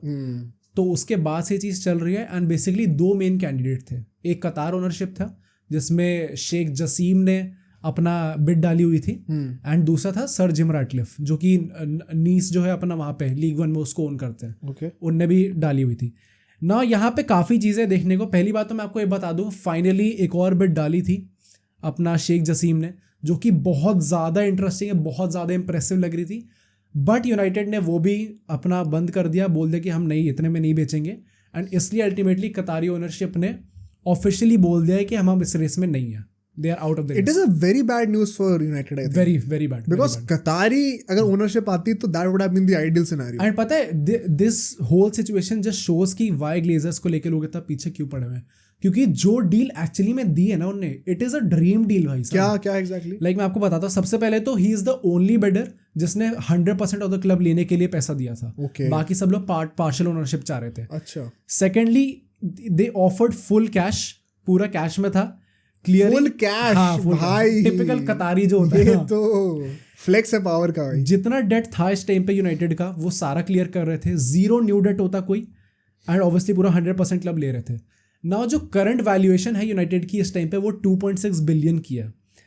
Sheikh Jasim जो है वो मोर देन 6 बिलियन डायरेक्टली सिर्फ ग्लेजर्स को देने को रेडी है. सिर्फ ग्लेजर्स को. बाकी आगे का प्रोजेक्ट और है. ओवरऑल जो डील है वो मोर देन 8 बिलियन की थी. तो फिर क्यों मना करा? लाइक ये मेन रीजन ये है शायद क्योंकि ऑब्वियसली ग्लेजर्स ने खुल के आके तो नहीं बोला कि क्यों मना करा है. But the only thing I can understand from this is कि they don't want to let go of Manchester United.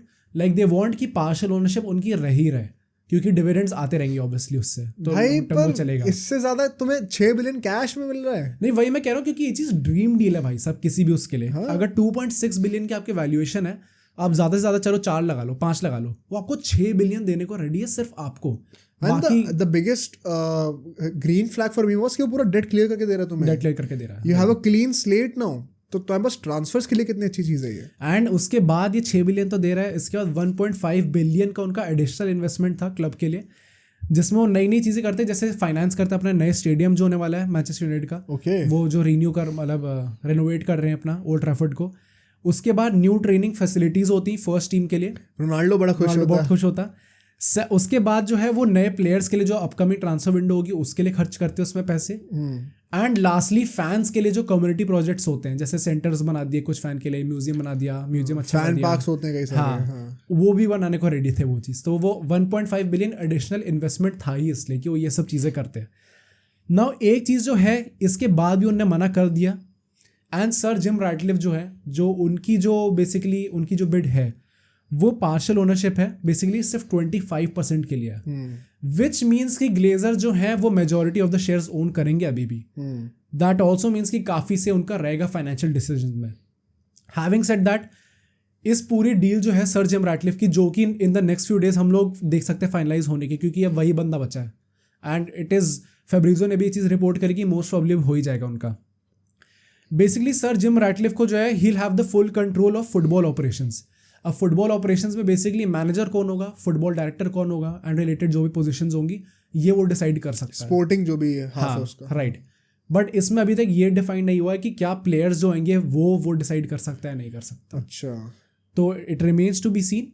But वही अल्टीमेटली बात यही है कि उसे 25% शेयर्स के लिए आ रहा है and Glazers ultimately majority owners होंगे ही होंगे. Which means कि effectively कुछ फर्क थोड़ी पड़ रहा है नहीं ownership पड़ेगा में, एग्जैक्टली. या decision making ये कहने में. को है बट अल्टीमेटली कुछ खास पड़ने नहीं वाला. हाँ भाई.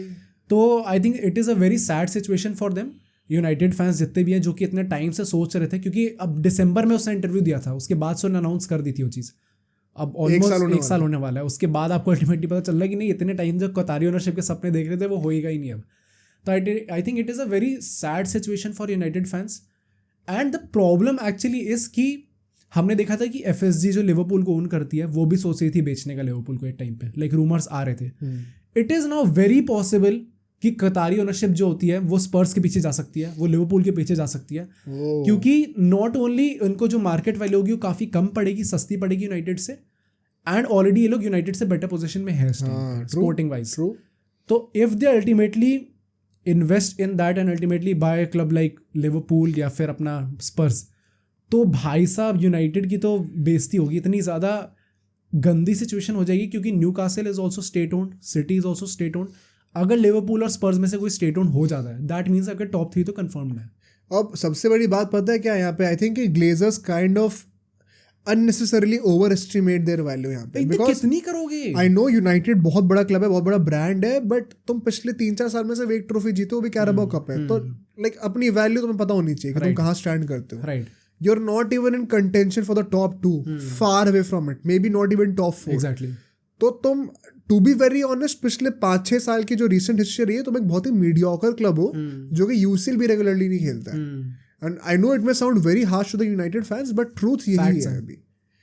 तो भाई वेरी ऑनेस्टली तुम्हें ये 6 बिलियन तो और cash, exactly, it kind of sounds like जो कतारी ओनर्स है वो दे आर अपसेट नाउ जिस तरीके से उन्होंने मना करा है. आई थिंक वो मना करा है एंड आई थिंक होना भी चाहिए.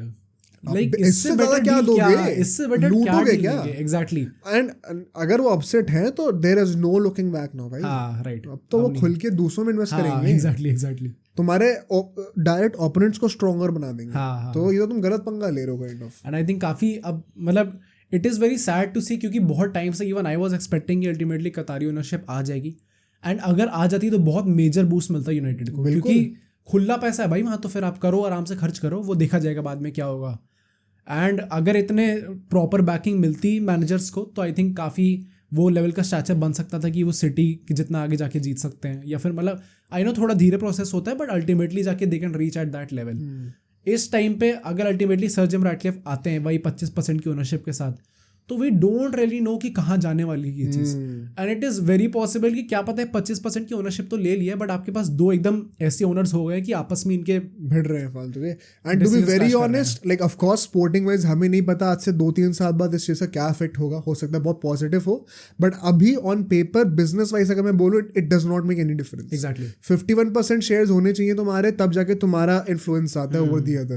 अगर तुम्हारे पास 75% है तो तुम इफेक्टिवली तुम अभी भी बहुत डिसीजंस तुम ही ले रहे हो. राइट.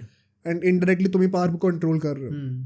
तो इट इज जस्ट वो तो बोलने के नाम पे कि हमें स्टेक बेचना, तो मैं थोड़ा सा बेच दिया ऐसा लग रहा है सुनने में. एंड सर जिम रैटक्लिफ की जो रेपुटेशन है वो भी बहुत अच्छी नहीं एज एन ओनर. अच्छा. क्योंकि नीस जो क्लब है अपना लीग 1 में, वी ऑल नो कि उसकी कंडीशन कैसी हो रखी है इस टाइम पे. राइट. तो आई जस्ट होप कि यूनाइटेड भाई, क्योंकि everything seems to be going into the wrong direction right now. हर चीज़ गलत जा सकती है, जो यूनाइटेड के लिए वो सब चीज़ जा रही है. स्पोर्टिंग वाइज अच्छा नहीं कर रहे, आपके साल भर आपने वेट करा, आपका जो ओनरशिप है वो भी ज़्यादा चेंज नहीं हो रही.